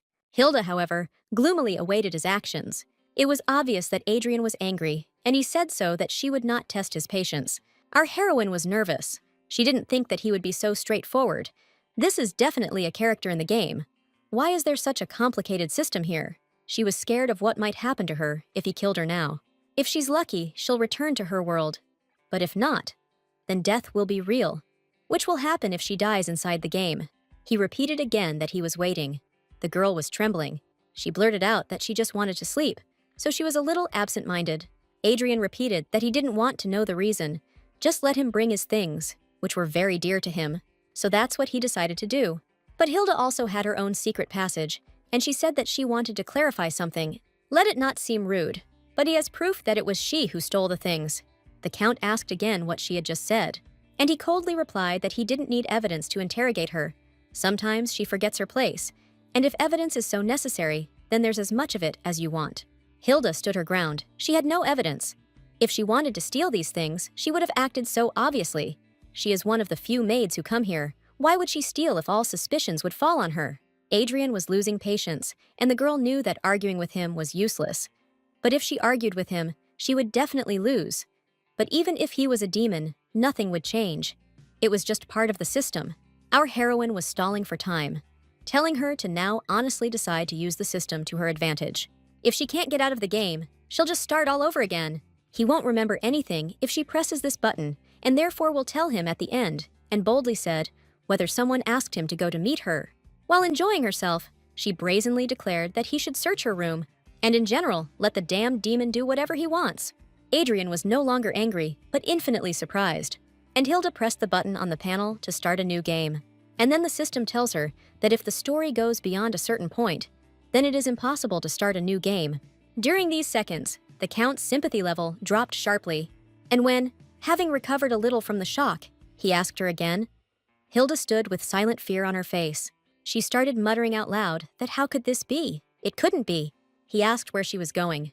Stuttering, Hilda tried to blame it on sleepiness, but Adrian reminded her that she had just called him a demon, and Hilda tried to make it all a joke. She tried to blame it all on seizures, so Emily says that she talks in her sleep. No matter how she tried to justify herself, Adrian argued that she remembered everything she said, which meant it wasn't about talking in her sleep. Now, Hilda became very scared. Adrian harshly stated that she again wants to hide behind Emily's back and lies to him so much. The system warned that Adrian was beginning to suspect her, and his thirst for murder was growing. He needed to be convinced. She didn't even suspect that such notifications were coming, of course. She told Adrian to his face that he was a demon. We had to act quickly, or she would die. The Count stated that everything could be understood from her facial expression. Looking at the girl's confused look, he slowly moved towards her, saying that the more he watched her, the more he thought that she knew some secret. Hilda involuntarily retreated and muttered that she had involuntarily called him that. It was just that the lady kept repeating it. He slowly approached, and the system beeped that he wanted to kill her more and more. Adrian shamed her for believing rumors like that, but the girl wasted time and replied that he had misunderstood, explaining the expression, devilishly handsome. The Count had already come close, and Hilda, in fear, kept repeating about his beauty. A sarcastic grin appeared on his face, and he stated that Hilda knew what he could do to her. His hand reached out to the girl's face, offering to close her eyes. The system beeped that the thirst for murder had jumped to 87%. He was already as if under hypnosis, saying why she decided to steal his things right now, just curious. The eyes were burning with a mad fire. The hand was reaching out, and the murder was close. She was shaking. He was really going to kill her. Excuses wouldn't work anymore. What to do? What to do? It seemed like there was only one way left. Adrian's hand was already almost close to her throat. And suddenly, with anger and hatred, she declared that she would not just stand there. This made him freeze in bewilderment. After which, as if nothing had happened, he said with a smile that Hilda always made him speechless. Hilda intercepted his hand and moved it away from her neck, and he cheerfully said that he was still interested in what she was going to do. But he didn't remove his hand, although he allowed her to hold it for some time. With one jerk, deciding come what may, Hilda rushed into his arms. His eyes widened in complete surprise, but our heroine reproached herself for bad thoughts. She thought about the warmth of his body as that of a real person. And I caught such a pleasant smell. When Adrian recovered a little from the shock, he screamed what she was doing and wanted to push her away, but they fell to the floor together, after which they simultaneously began to apologize. Adrian turned his face away. She was so close to him now. Hilda looked and realized that something was wrong. The system notified that symptoms of a chronic disease were appearing. She began to ask how he was, muttering that with such a handsome face, he came so close. He began to develop a chronic headache disorder. His hostility decreased. He asked not to approach him. In any case, this time she escaped danger. And Adriana began to have a strong cough, as if her lungs had burst out. Convulsive movements, headache, suffocation. Whatever happened, Hilda didn't wish that on him. While he was walking away, the girl sat next to his bed. Adrian was sweating and breathing heavily. She raised her voice that if he wanted to punish her, but the Count replied that he himself had gone too far, but still hinted that if he were a servant, he would definitely not touch the master's things. Hilda agreed with him, admitting that she had made a mistake and asking for forgiveness. The girl asked about his condition, whether it had gotten better after taking the medication. She felt uneasy. It was too much for her. The young man watched her, and seeing her guilt, said that he understood her. He won't ask why she took his things. The girl didn't believe that he was serious, and Adrian half-jokingly stated that he keeps his word, unlike some. But the Count said that she should return the things to their place. Then he would turn a blind eye to her actions. Hilda didn't know what to answer to this. With a smile, but at the same time sternly, Adrian said that absolutely everything should be in its place. He also added that he would not listen to her excuses and would not make concessions. Still laughing, but showing what he was capable of, he reminded her that she should understand what the consequences might be, after which he handed her his bloody handkerchief and declared that she could go about her business. Hilda now didn't know what to do. Now he needs to return all the murder weapons, but that's not possible. And then she boldly asked to at least leave the black gloves as a reminder of him. Adrian replied tiredly that she was so shameless. Hilda twirled his handkerchief in her hands, muttering that it was shameful to say such a thing. Since things had turned out that way, she had no intention of backing down. And she tells him that she is a little obsessed with smells. The Count remained sitting in mute silence, and Hilda began to make up that she was obsessed with smells, so sometimes she lost control. And when she heard the smell from him, she attacked him. And she made a very guilty face, stating that she really wants to keep his gloves because they smell like her master. Then she went on to beg him that if he took the gloves away, she wouldn't be able to stand it. But it helped, because Adrian kept wondering why she stole his things. But now, I have come to the conclusion that this girl turned out to be a pervert. The guy gave in, saying that now she would only care about him. Hilda was happy that everything worked out this way, and said that loving a person and his smell are not the same thing. She had long ago given up her feelings for him, and he could punish her at any time. Having got a taste for it, she thought about how to atone for her guilt so that he would forgive her. She offered to clean the stable with his gloves all day long, no problem. She can also wash all the windows in the estate, and he can see beautiful views from the windows. Adrian said with a smile that he would start tomorrow. She will be his personal servant until she forgets her feelings for him, but for now he is counting on her. I also gave her my robe if she wants to smell it. She received a new title of loyal servant of the demon. However, Adrian said that he could not give her his gloves, but made her happy that she was now his personal servant. The next morning, Hilda was with him again. The girl asked the gentleman if he would be going out somewhere today. Adrian wanted to experiment and mix several types of tea. It was strange for her. The demon was thinking about how to make the tea more delicious. Now he was in a good mood, and he said if she was tired, she could sit down. Hilda was both alarmed and somehow surprised by this. While she was politely refusing, the Count noted that he wouldn't ask twice, and she sat down on the chair like a bullet. What worried her was that she was tired, and her salary was quickly running out. From today, she began to constantly take care of the demon, and also this strange title. All the servants gossiped about this. Why did he take Hilda, such a clumsy servant? Emily was very proud of her friend, but Hilda was upset. There was nothing to envy here. She almost also brought him medicine. She also walked with him in the garden, languishing from boredom, and maintained a dialogue praising her master. She was angry. If they were so jealous, then let them serve instead of her. While Hilda was having an internal dialogue, he found himself so close, asking why she wasn't listening to him. Our heroine's hair almost stood on end, and Adrian teased her that he thought she was sleeping with her eyes open again. The Count noticed that she looked tired. Then Hilda turned on her favorite topic again about his beautiful appearance and how confused she was. The guy thoughtfully noticed that she had so much free time that she had time to admire his appearance. He wanted to take a break, but since that was the case, and he handed her the pencil that the girl had given him earlier. He asked not to waste time and sharpen it. Hilda thought that Adrian could get everything, but he kept such a cheap pencil in his pocket. While she was sharpening it, she realized that, apparently, the demon was still concerned about friendliness. After the owner was satisfied with her work, she offered to sharpen all the pencils. The girl decided it was time to check it out and activated the Seeker's Eye. If this is a weapon, he will take it away right now. Watching her animated facial expressions and hands, he asked if her fatigue had passed. Our heroine was amazed. There was no red aura around the pencil, which meant he wanted to use the pencil for its intended purpose, and he liked her gift. Then the girl happily suggested what else she could do for him. Adrian wouldn't mind, as long as she didn't take his things without asking. Hilda explored his room. There was a red aura everywhere, but everything was in its place as it had been before. Suddenly seeing what was nearby, I was horrified. The flower was completely enveloped in a red aura. Adrian, noticing where she was looking, confirmed that the flower that Dr. Hubert brought yesterday had wilted. It was as if he was remembering this only now.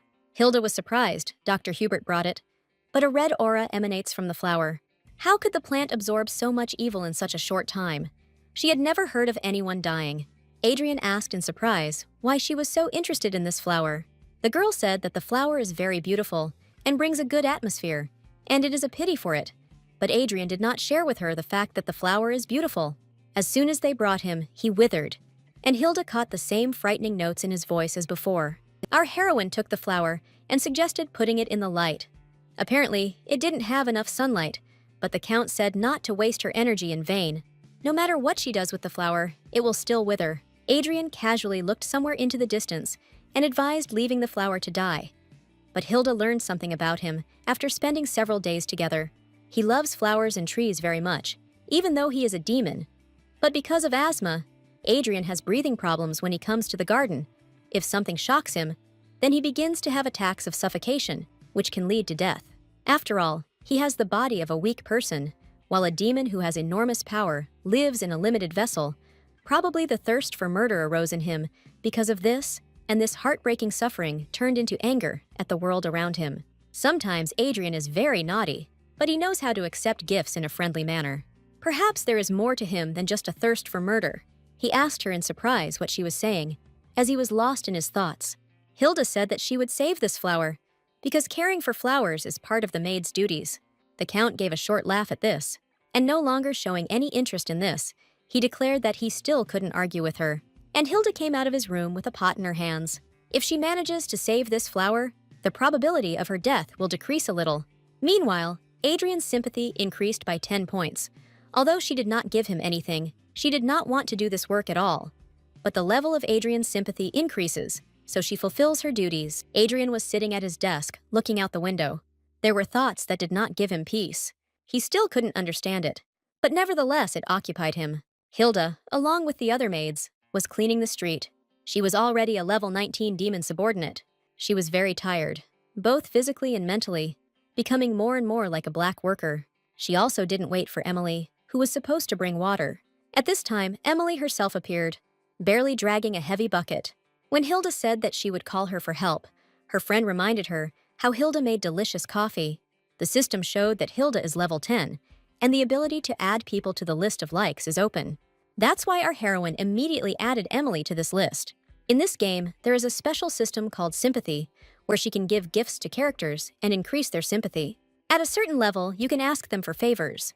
Right now, she has Adrian, Priscilla, and Emily on that list. Each character has their own role in the game. Sympathy levels vary in complexity.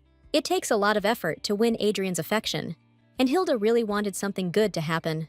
Now she can ask Emily for something, and a list opens, and Hilda said that she now needed to go to the lady. Could Emily wash all the windows for her diligently without taking breaks? There should have been confirmation from the system, but it didn't happen. But Emily was ready to take on the task. Hilda didn't have time to say anything before Emily ran off to wash, and our heroine could only watch her go. If a notification had come, Hilda would have refused such a choice. After all, she felt heavy at heart. The system reported that Emily was working hard and accumulating gold, but Hilda didn't want Emily to get too tired and decided to come to her with coffee and cookies. On the way, Hilda decided to add some more characters to her sympathy lists, but there were no suitable candidates. This maid was constantly idle and could not be trusted. And if you trusted another one next to this one, then gossip would start. You could not be friends with her, It turns out that she can't trust anyone except Emily. At this time, someone shouted hello to her through the window. The guy standing there happily called her by name and shouted that they hadn't seen each other for a long time. The system gave a reminder that this is the postman Isaac and asked to add him to the list of likes. He has many acquaintances, but cannot keep his mouth shut.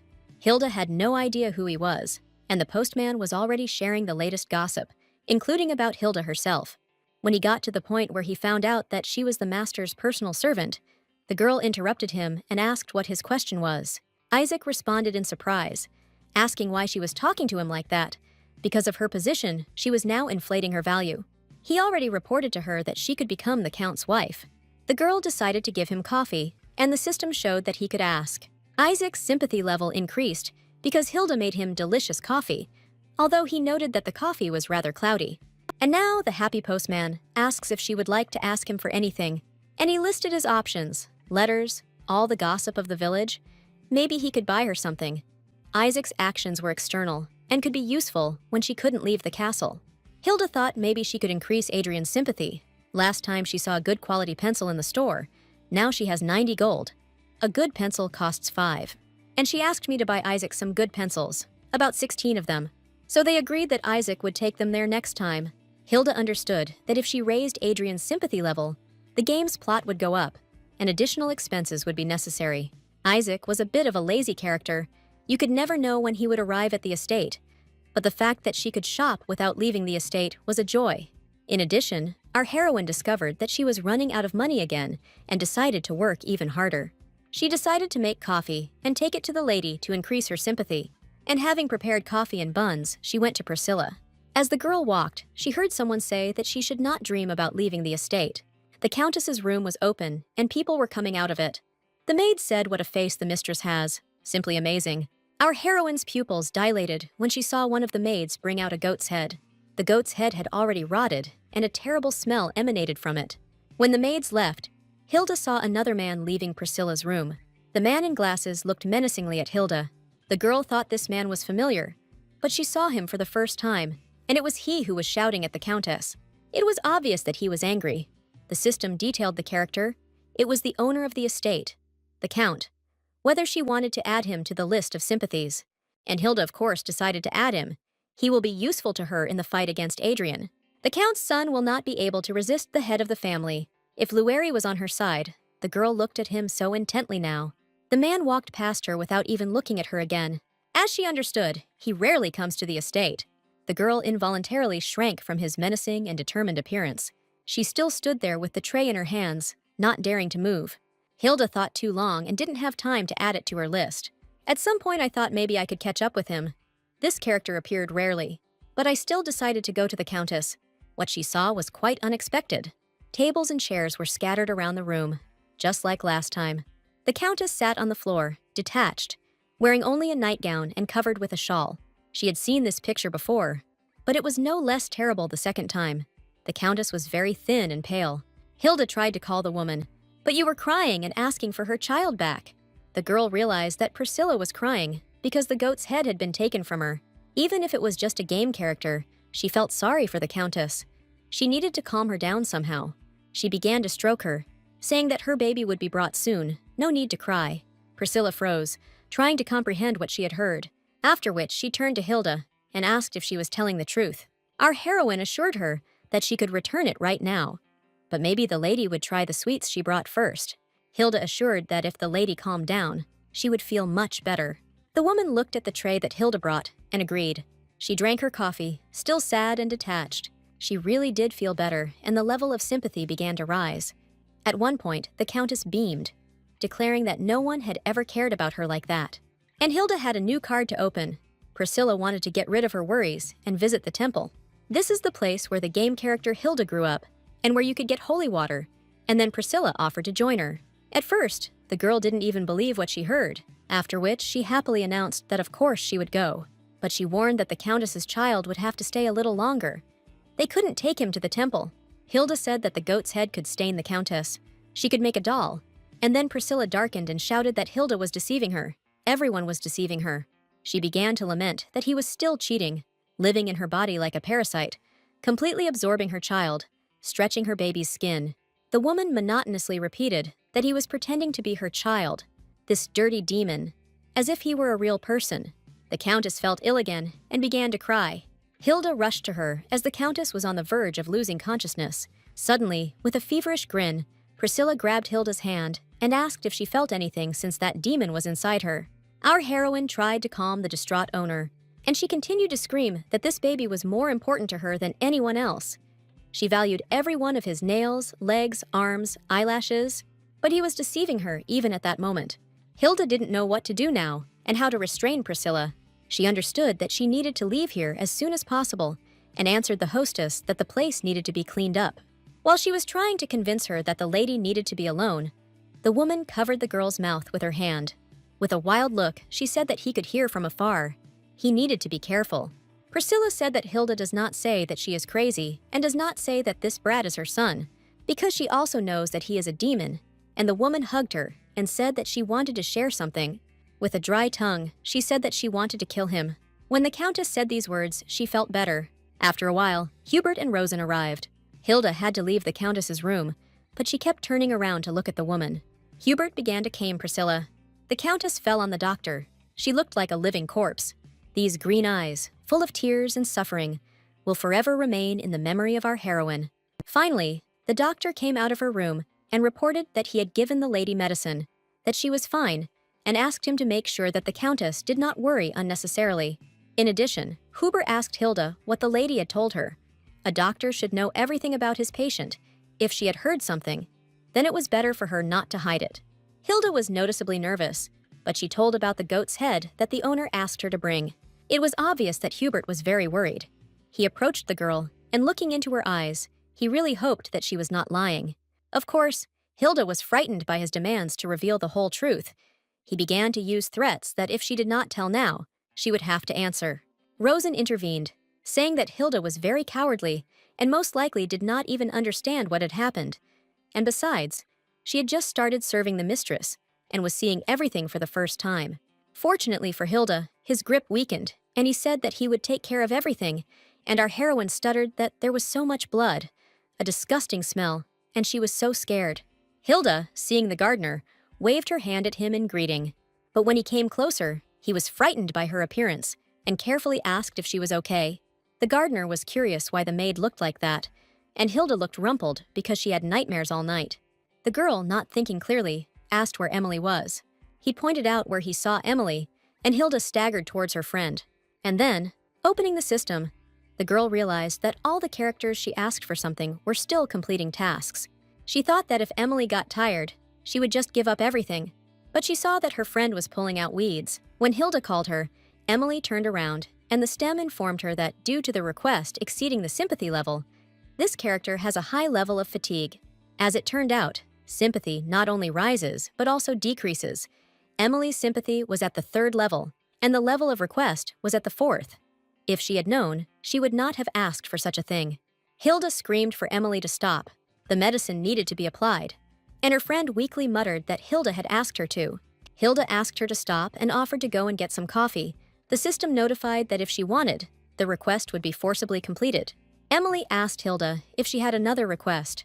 Our heroine assured that she would not ask for anything like that again, and Emily monotonously answered that then she would just go. She felt anxious and unpleasant at heart. Emily was her only friend. Would she avoid her now? Everything was confused in his head, but he needed to bring Adrian medicine. His mother's words wouldn't leave his head. I wanted to get a little sympathy, but I became a witness to a real horror. I had nightmares at night. In order to earn some change, I asked my friend to do too much hard work, and all this happened in just 2 days.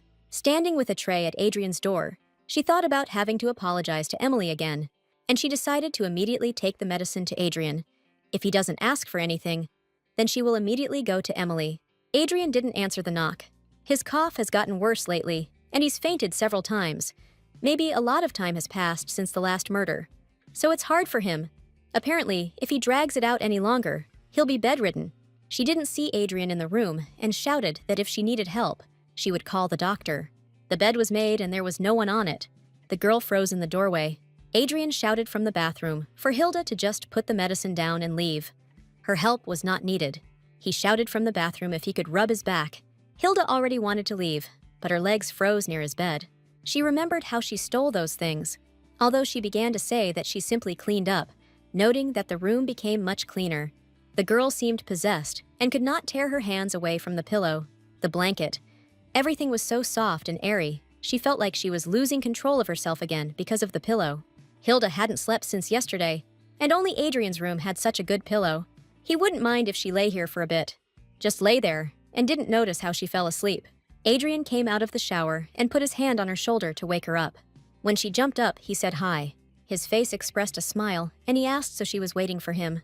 Hilda looked up at him with sleepy eyes, hugging his pillow, after which she hastily began to assure him that this was not what he thought. Of course it was hard to explain why she was kneeling with his pillow in her arms. She was all red with shame.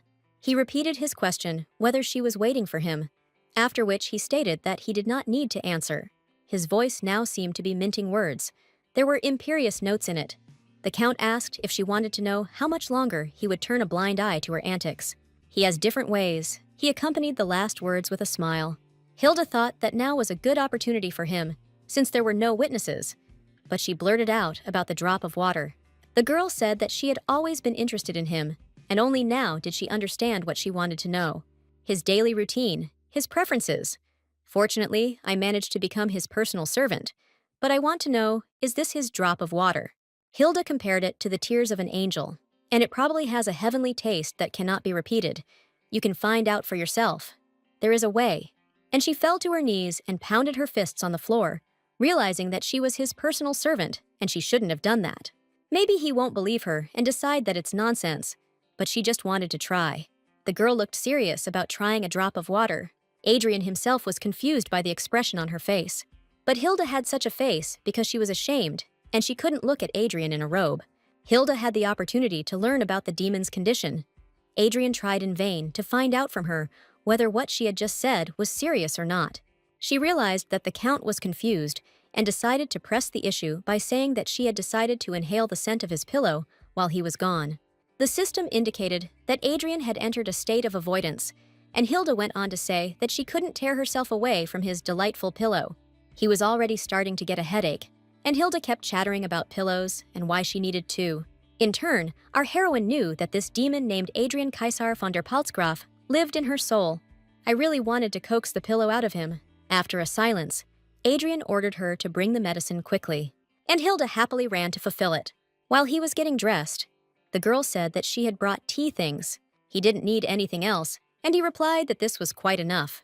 When Hilda left to say goodbye, reminding him to call her if he needed anything, only now did Adrian breathe a sigh of relief. He made sure that she was definitely not there, and then he invited her to have tea with him. The Count himself poured the tea and arranged it as he wanted, and he himself prepared tea for Hilda, just when she thought that she had already escaped danger. The tea emanated demonic evil, and the girl froze. He tried to convince her to drink tea, which she didn't like, and our heroine froze, not knowing what to do. The gentleman patiently persuaded him to drink tea. He would really like to. His face was smiling. He said that he was thinking only about her when he made this tea.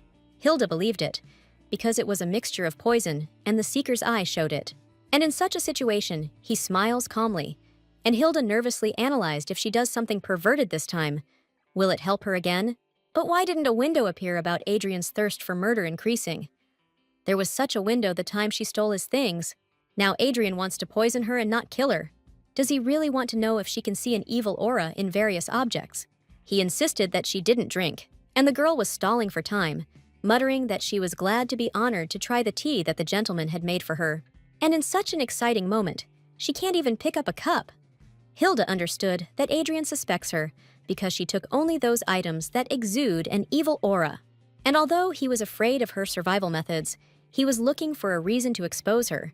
And she cannot be told that she has such a useful skill.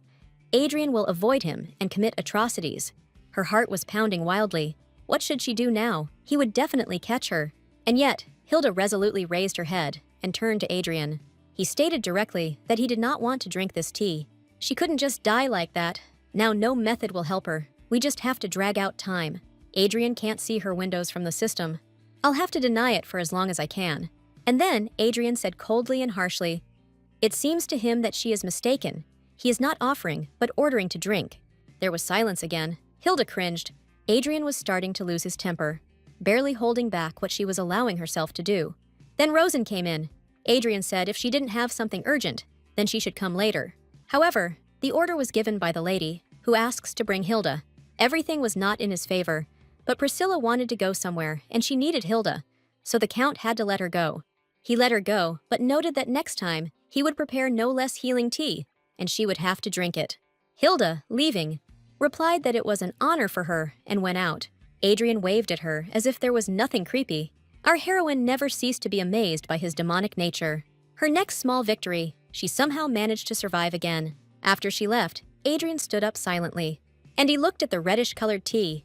Standing with a cup in his hand near the window, he told himself that there was no need to worry. He will have many opportunities to learn her secret, a chance to test her luck and wild survival skills. The coachman helped the lady down. Priscilla looked different now, but her gaze was sad. Hilda was her companion on the trip. She was interested in who Adrian took after, and he was a copy of the Countess. Same facial features, hair color, and often similar facial expression. The girl raised her head to the temple where they had arrived. Priscilla walked forward, and Hilda hurried after her. This was the very temple where Hilda grew up. It was quite spacious here, and she also sewed a doll for the Countess, deciding that for the woman's mental health, it was better to sew a toy than to give her a goat's head. Now, while they were walking, the lady ignored her when Hilda asked whether she should go with her or not interfere while she prayed. Priscilla wanted to go inside, and only then turned to her escort. Hilda gasped at the beauty of the temple. Inside, everything looked even more luxurious than outside. There were 2 priests standing nearby. The huge carved statues of angels were striking. Hilda folded her hands in prayer to all the beautiful gods to take the demon away from the castle. She believed in God who takes everyone when the time comes. At this time, priests approached her and Priscilla. The Countess wanted to meet with the high priest and was told that he had been informed of her arrival. Hilda heard Priscilla tell the priests that she wanted to make sure of something. She asked the priest if he had prepared what she had asked for, and the man replied that of course he had. It was just that the lady had not come for so long, so the high priest was very worried about this commotion over the murders. The high priest feared that the one she was living with was involved in the recent events. Hilda waited for her mistress in solitary contemplation. People do not suspect anything, that Priscilla meets with the high priest like this. The girl was also worried that if she returned to the estate again, problems would await her. It was unknown when the Countess would lose her composure. In addition to this, we need to think about how to resist Adrian, because the story with T will not end just like that. Sometimes she felt depressed about why nothing was working out for her. The day came when she could spin the wheel and won the fragrant herb. It was a rare item with which she could heal the heart of the Countess. But Hilda didn't expect anything legendary, given her luck. And yet, in this place she felt different. It was much quieter here than in the estate. Perhaps this is because the real Hilda grew up here. The temple was her home. The last few days have been mentally and physically difficult, but now she feels calm. A calming sense of peace washed over the girl, and she almost dozed off. But she was brought out of her half-sleep by a loud cry from a woman who said that Hilda was so happy when she left for the estate and did not visit them. But why didn't she even write a letter? The old lady was cheerful and was clearly glad to see her former pupil. She was very upset about Hilda's departure. It seems like just yesterday I was running around the temple, and today I have become a beautiful girl who can be married off. While Hilda was trying to come to her senses and get up, the woman was chattering that her ward was working for a man, serving for the good of their country, which is why she was so proud of her. And the Dr. Hubert had opened a charitable foundation on the estate. Emily told her about this, that in Paltzgraf County, a medical center has opened where terminally ill people are cared for. Who knows what's going on in this place? Maybe Adrian is secretly killing people there. At that time, Grandma started shaking her so much that Hilda really regretted meeting her. She asked what Hilda brought to this sacred temple, whether she really knew some kind of demon worshiper. Lately, such people have been gathering in a group, and the woman was trying to find out if Hilda was somehow connected with this. Hilda denied everything. It's just that one of her friends likes the goat. She decided to sew her a toy. She just wanted to give her a gift.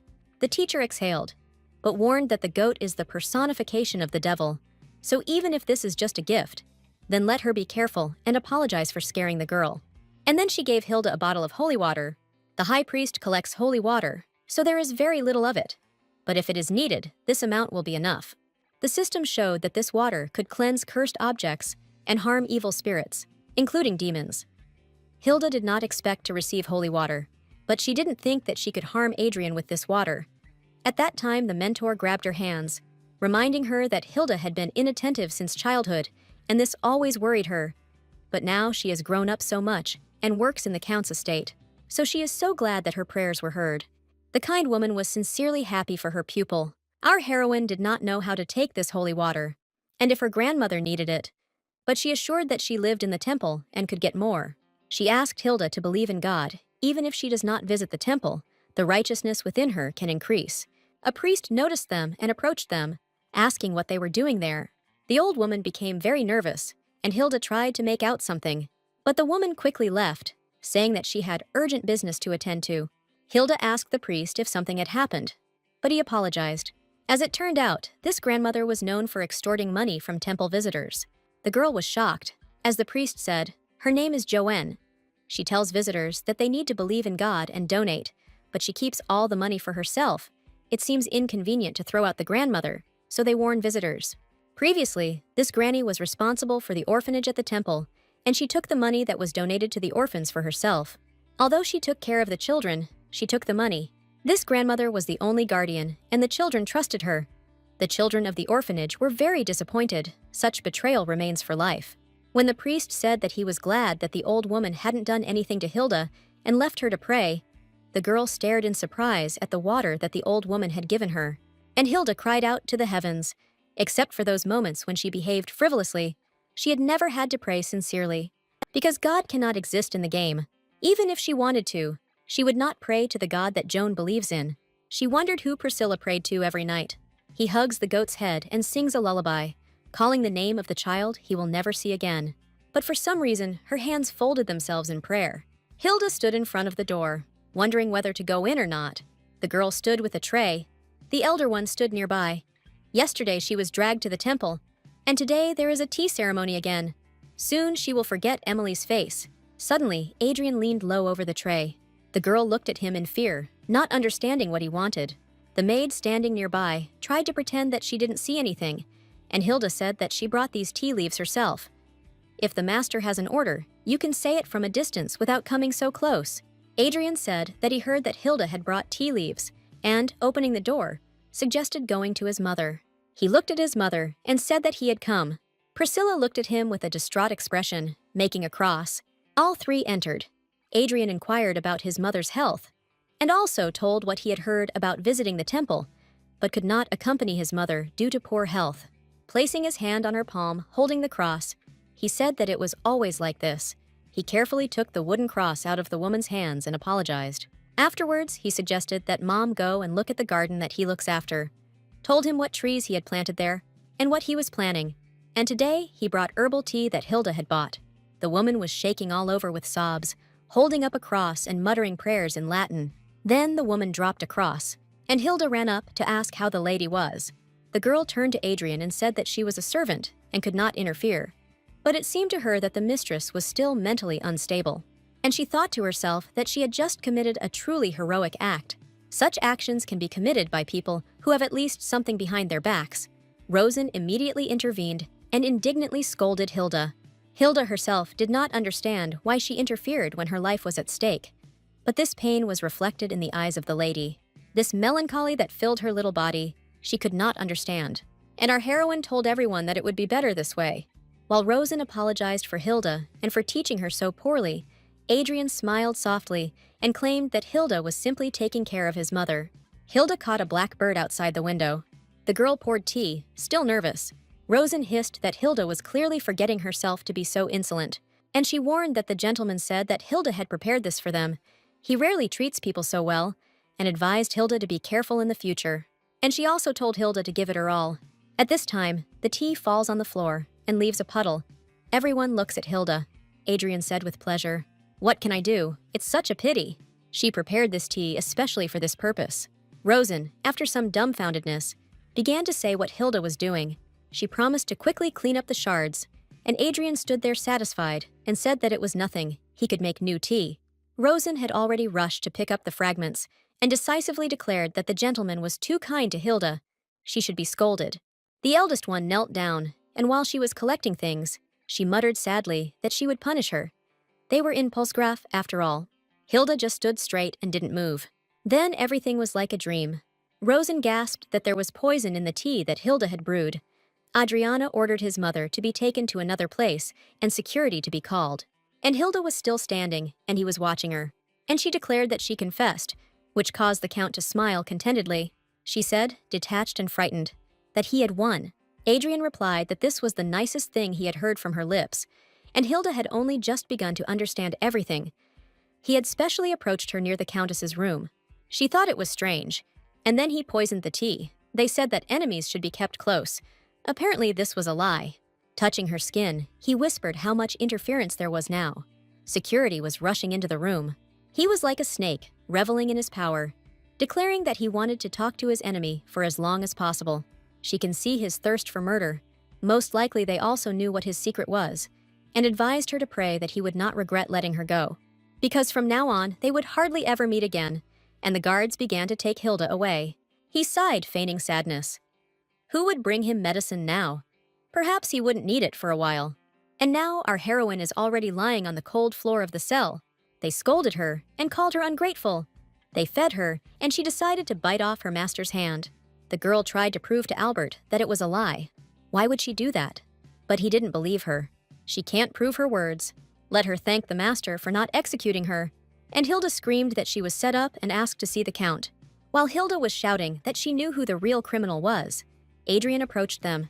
The guard was very surprised by the gentleman's visit to such a place, and Adrian insisted that he himself wanted to question the maid, since he had witnessed the incident. He was relaxed and calm. Albert stated that he could not leave the Count in such a place. However, Adrian sent him away and was left alone with Hilda. He slowly approached the cell where she was sitting, after which he calmly said that apparently she had listened to him attentively. After all, prayers helped her, and the guy enjoyed her condition while saying this. And then he explained that he had put the guard under hypnosis. If his orders do not contradict the survival instinct, then people can be controlled. But for some reason, this hypnosis does not work on her. This surprised Hilda very much. And even now, when he ordered her not to ask, she asked about hypnosis. But all this was no longer important. She knew who he was. His voice, like a scraping sound on flesh, echoed that she also knew what he was doing. And he concluded that she was not a victim, but a predator. The girl replied that she didn't know who she was, but she couldn't harm him. So why complicate things? Every time she shakes with fear, seeing what kind of predator would behave like that. She knows the role of these objects, the reason why he must kill. But what benefit does it give her? She has harmed him at least once. The girl explained that if she were his enemy, she would have useful abilities. But for some reason, he needed to capture an innocent person. And Adrian replied that he didn't think he could leave her alive. But her oratorical skills were clearly above the level of a predator. While Hilda was thinking about how to distract him in order to escape from behind, he suggested that she bring someone to replace himself as a sacrifice. Her jaw dropped, and the Count explained that there were many suspicious moments here, and he could not leave her alive because she could interfere with him. Therefore, he offered to prove to her that she can be trusted. She does not think that she ended up in the dungeon by accident. Adrian offered to tell how the man who was nailed to the wall in the cell in which she was now sitting died. Adrian said that he doesn't trust people. He believes in their passionate desires. And there is the most important reason why she is alive now. Adrian touched her face, lips showing his power. He also believed in the survival instinct. Her will to live is stronger than the others, and he wants to trust her once with great hopes. The girl listened to him with numbness. Her whole life was in the hands of the demon. Now he squeezed her hand like an old friend and asked him not to disappoint her. In one day, Hilda's life changed dramatically. The system told her that she was now a candidate for the place of the demon's right hand, and here's what she should do now. Hilda walked along, tormented by doubts. She quickly evolved from an ordinary worker to a candidate for the position of the evil spirit's right hand. We need to think about everything. That day she was able to get out of prison. But now, with the help of this demon, she must make a sacrifice. Rumors started to spread about her that if she was provoked, she would poison everyone. Rosen no longer trusts her with medicine. When Hilda comes into the kitchen, she yells at her. Rosen will now bring food, and then she will go to Adrian. The system suggested checking the list of likes that the girl had completely forgotten about. Emily was worried about her. It touched Hilda so much, she made her pick weeds. Her friend is sick with a cold and still worries about her. But there was also the annoying Isaac with his love. He doesn't fulfill her request for information, instead simply dancing. This guy started to really piss her off. She was now burning with demonic rage. She was left to rot in prison, and he was doing nonsense. The girl walked along, lost in her thoughts and worries. And I didn't notice how I ran into someone. Hilda didn't even realize at first that it was a person. Rubbing her bruised nose, she turned to look. The impudent guy with an impudent smile asked through gritted teeth, "Who is this?" He laughed that she was now a famous person. Everyone was only talking about her. Soon there would be blisters in her ears. He began to mock her for wanting to poison the gentleman. He was very touched by her actions. Hilda tried to remember who this guy was, and she remembered it was the groom Jed, a bastard in the Count's estate. He seduced several maids and ruined their lives, but only he was able to handle the Count's horse. Emily warned her about him, and now he started to harass her. Then Hilda sharply pushed him away from her. When he received a fairly strong rebuff, he stared at the girl in surprise for a while. Hilda tried to explain as sternly as possible that the master had given her an assignment, but Jed thought that she was trying to inflate her value and didn't even listen to her. She repeated that he should get out of the way. She needed to go and complete the task. He began to tease that if he wanted to poison the gentleman again, he could bring her poison. Hilda grimaced at how disgusted she was with him. She was overcome with anger, and the girl shouted that there was no need to throw around empty words. This excited him even more, and he approached her. Grabbing Hilda, Jed brazenly chuckled that he wanted to curb her obstinate nature in order to look at her submissive face. Our heroine called him a fucking bastard and hit him with all her might, but the groom was clearly stronger than her and said that he would restrain her with a whip and touches. He squeezed her so hard that Hilda couldn't move. Afterwards, someone pulled her out of his arms, saying that maybe the girl should be let go first. Adrian said that the groom was hurting his personal maid. When the Count asked Hilda what the groom had meant when he offered to spend time with her, Jed lost all his bragging. The owner teased sarcastically, suggesting that they spend time without him. The owner, Adrian, remembered that the groom's name was Jed and demanded an answer from him. And he repeated that Jed had stepped on the foot of his personal maid, squeezed her wrist, suggested going for a walk. Then the groom muttered that he simply wanted to invite her for a walk. When Adrian let go of the hapless seducer, he carefully asked Hilda if she was hurt. The girl was embarrassed because his face was close, and she replied that thanks to him, no. On nerves, and in order to somehow diffuse such closeness, he nervously, and therefore loudly, said that she heard from Rosen that the gentleman was walking in the garden, and she became interested in why he wanted to go and admire the flowers. Adrian asked her to calm down and catch her breath. Afterwards, he explained that he went out to see his mother off, who had gone to the villa for a short while. There, she will undergo treatment. Although Hilda thought that after the temple she felt better, but she understood that this would not pass in 2 days. They watched as the lady walked towards the carriage. The woman was about to get into the carriage. Her face was pale and tired, and there were dark circles under her eyes. Adrian looked at his mother thoughtfully. So much had happened in the last few days. Most likely they wouldn't see each other for a long time. Hilda tried to reassure him that his mother would get better, but Adrian wanted to spend his birthday with her. He said that apparently it was not meant to be. The people who knew about his essence left him.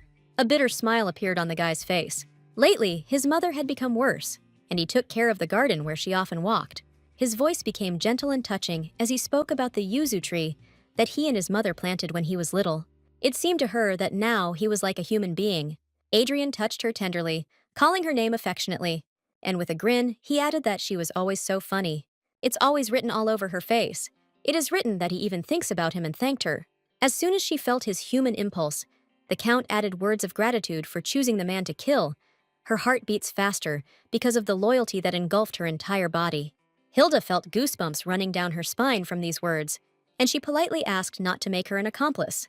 And to cheer her up, Adrian said that he had been impatient since childhood, and that she would also be a good choice as a victim. To change the subject, she gave him a list of people working in the estate. If he was going to kill someone, it would be better if that person was fairly close, so that they wouldn't be heard. They discussed it along the way. The butler was first on the list, but he was out of the question. It would be difficult to find a replacement for him. Chef Clement was also crossed out by the Count, because he cooked wonderful pancakes with cream that his mother loved. Then Hilda declared that she would remove Emily and Katerina, because they were her friends. Well, it is possible to kill Metier the cellist, because the Count does not particularly need musicians. But Adrian also rejected this candidate because of his rare talent, and the Count personally sponsored him. It is also not possible to kill the gardener Leonard. he takes very good care of the plants.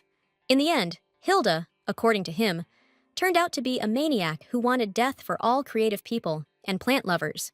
She screamed for him to think about his powers, and the groom was also excluded because he knew how to handle his horse. Then, against the backdrop of growing disagreements, Adrian suggested discussing how the murder would take place and agreeing on the details. Seeing her face, I asked why she had that expression, and he asked if she even wanted to help him. In response to her silence, he said that every time she does not give him an answer, although he understands that this is not an ordinary question at all. Then he turned around and replied that he understood everything and did not want to force her to do it. All the people who knew about his essence, and he did not finish. He just told her to follow him. And then Hilda nervously said that it was problematic now to kill the way he wanted. The girl was afraid that he would get excited and kill her now. It is necessary to think everything through in advance. She understands that for this, she needs to kill. The method of killing determines how much strength he will regain. Adrian turned to her and agreed, asking what information she needed. This was not the first time the girl caught herself in such a paradox. Sometimes she looks at him, and he seems like an innocent child to her. And putting up her finger, she said that there was a first question. As a candidate for the place of the demon's right hand, she does not kill a person, but brings him to a critical state. Then he takes this man and takes him to the master. And finally the master kills the victim. When she asked if it was possible to do this, Adrian answered meaningfully that it was possible. Only the pain of the victim and the interval between the murders were important. If there is a long break between killings, the symptoms of the curse return. Hilda was outraged that Lilith had staged this rebellion and was now mocking the demon. There was sincere sympathy in the girl's eyes when she said how it must be for him. All this time it was painful. At any moment he could lose consciousness. He had to sit in the room. She doesn't know everything, but such a situation condemns her to long periods of loneliness. He completely agreed with her. Everything was as she described. But the girl could not understand something. Why doesn't he even kill Jed? Because he knows how to do something. But he wants to kill her, who is trying to help. Adrian, on the contrary, did not understand her. He left the groom for the future, but Hilda constantly avoids him, and at the same time tries to save his indoor flower. Hilda found it funny, and asked the gentleman to judge which of them was easier to understand, a demon or an ordinary person. And judging by his confused face, she was holding back her laughter even more. Apart from the sinister smile, nothing has changed in him. Adrian sometimes smiles sadly and thinks about little things. Perhaps this image of Adrian is known only to her. Adrian asked if she could trust information from an unknown person. After arguing a bit about this, the girl asked how much time had passed since the last murder. And then he saw her frightened, pale face. Hilda stood as if rooted to the ground. Adrian lost consciousness. She saw his hand covered in blood. Our heroine began to scream loudly, trying to bring him to his senses. It didn't help, and she rushed to the kitchen. The maid who worked there immediately started yelling that Hilda was forbidden to appear in the kitchen, as the elder one said. But Hilda walked past her silently. With trembling hands, the girl opened the shelves. While the maid screamed behind her, Hilda tried to find medicine. Taking the jar, she was about to head back. And then Hilda turned around and screamed that she would tell Rosen everything, because someone forgot to take the medicine to the master. Hilda's gaze did not bode well for her. Our heroine ran out of the kitchen to the screams of the maid. Now she acted on some kind of autopilot. She remembers how she jumped out, and the maid called security. Hilda ran and thought that the rash, attack, and paralysis, so many symptoms appeared in her notification. They are very different from the asthma that she saw in Adrian. She ran towards him with the thought of just making it in time, and there was a crowd behind her. And at that moment, her heart sank at the thought that Adrian would never open his eyes again. Hilda sat motionless by his bed. Rosen was next to her. Rosen said that if Hilda had not reacted so quickly, then trouble would have happened. She could not even imagine that the girl would not take the medicine. After the incident, the young gentleman said that Hilda should not be restricted, but they thought it would be better to change the person who brings the medicine. Rosen apologized for her actions, comparing her actions to permissiveness, as if she were the boss. And she left asking Hilda to take care of the young master. And Hilda kept thinking what she was doing here. She saved a demon who wanted to kill her and ordered her to make a sacrifice. But how can one remain inactive seeing him like this? At that moment, he weakly whispered what she was doing here. The girl sternly replied that there was no need to wait until the medicine was brought. He himself should not forget about them. Everyone was so worried. She didn't want to scold a sick person. But if he wants to scold her, then let him get well soon. Adrian's hand touched her. He was convinced that it was really her. and not a vision. He didn't know whether she did this to him out of pity, or whether changes had occurred in her as in him. If he asked, she would answer something incomprehensible again. But this does not change the fact that she brought the medicine and she saved him. He saw from her face that the girl was in shock, and reassured her that he had been in even more pain as a child, which is why he would not die. In the past, all of his organs had almost turned over. His face expressed genuine gratitude, and Hilda turned away and somehow shrank. He asked in a weak but gentle voice what happened, and she couldn't even imagine what he had been experiencing since childhood, while the system was notifying that Adrian's feeling of gratitude was growing. Hilda didn't know how to comfort him, what to say.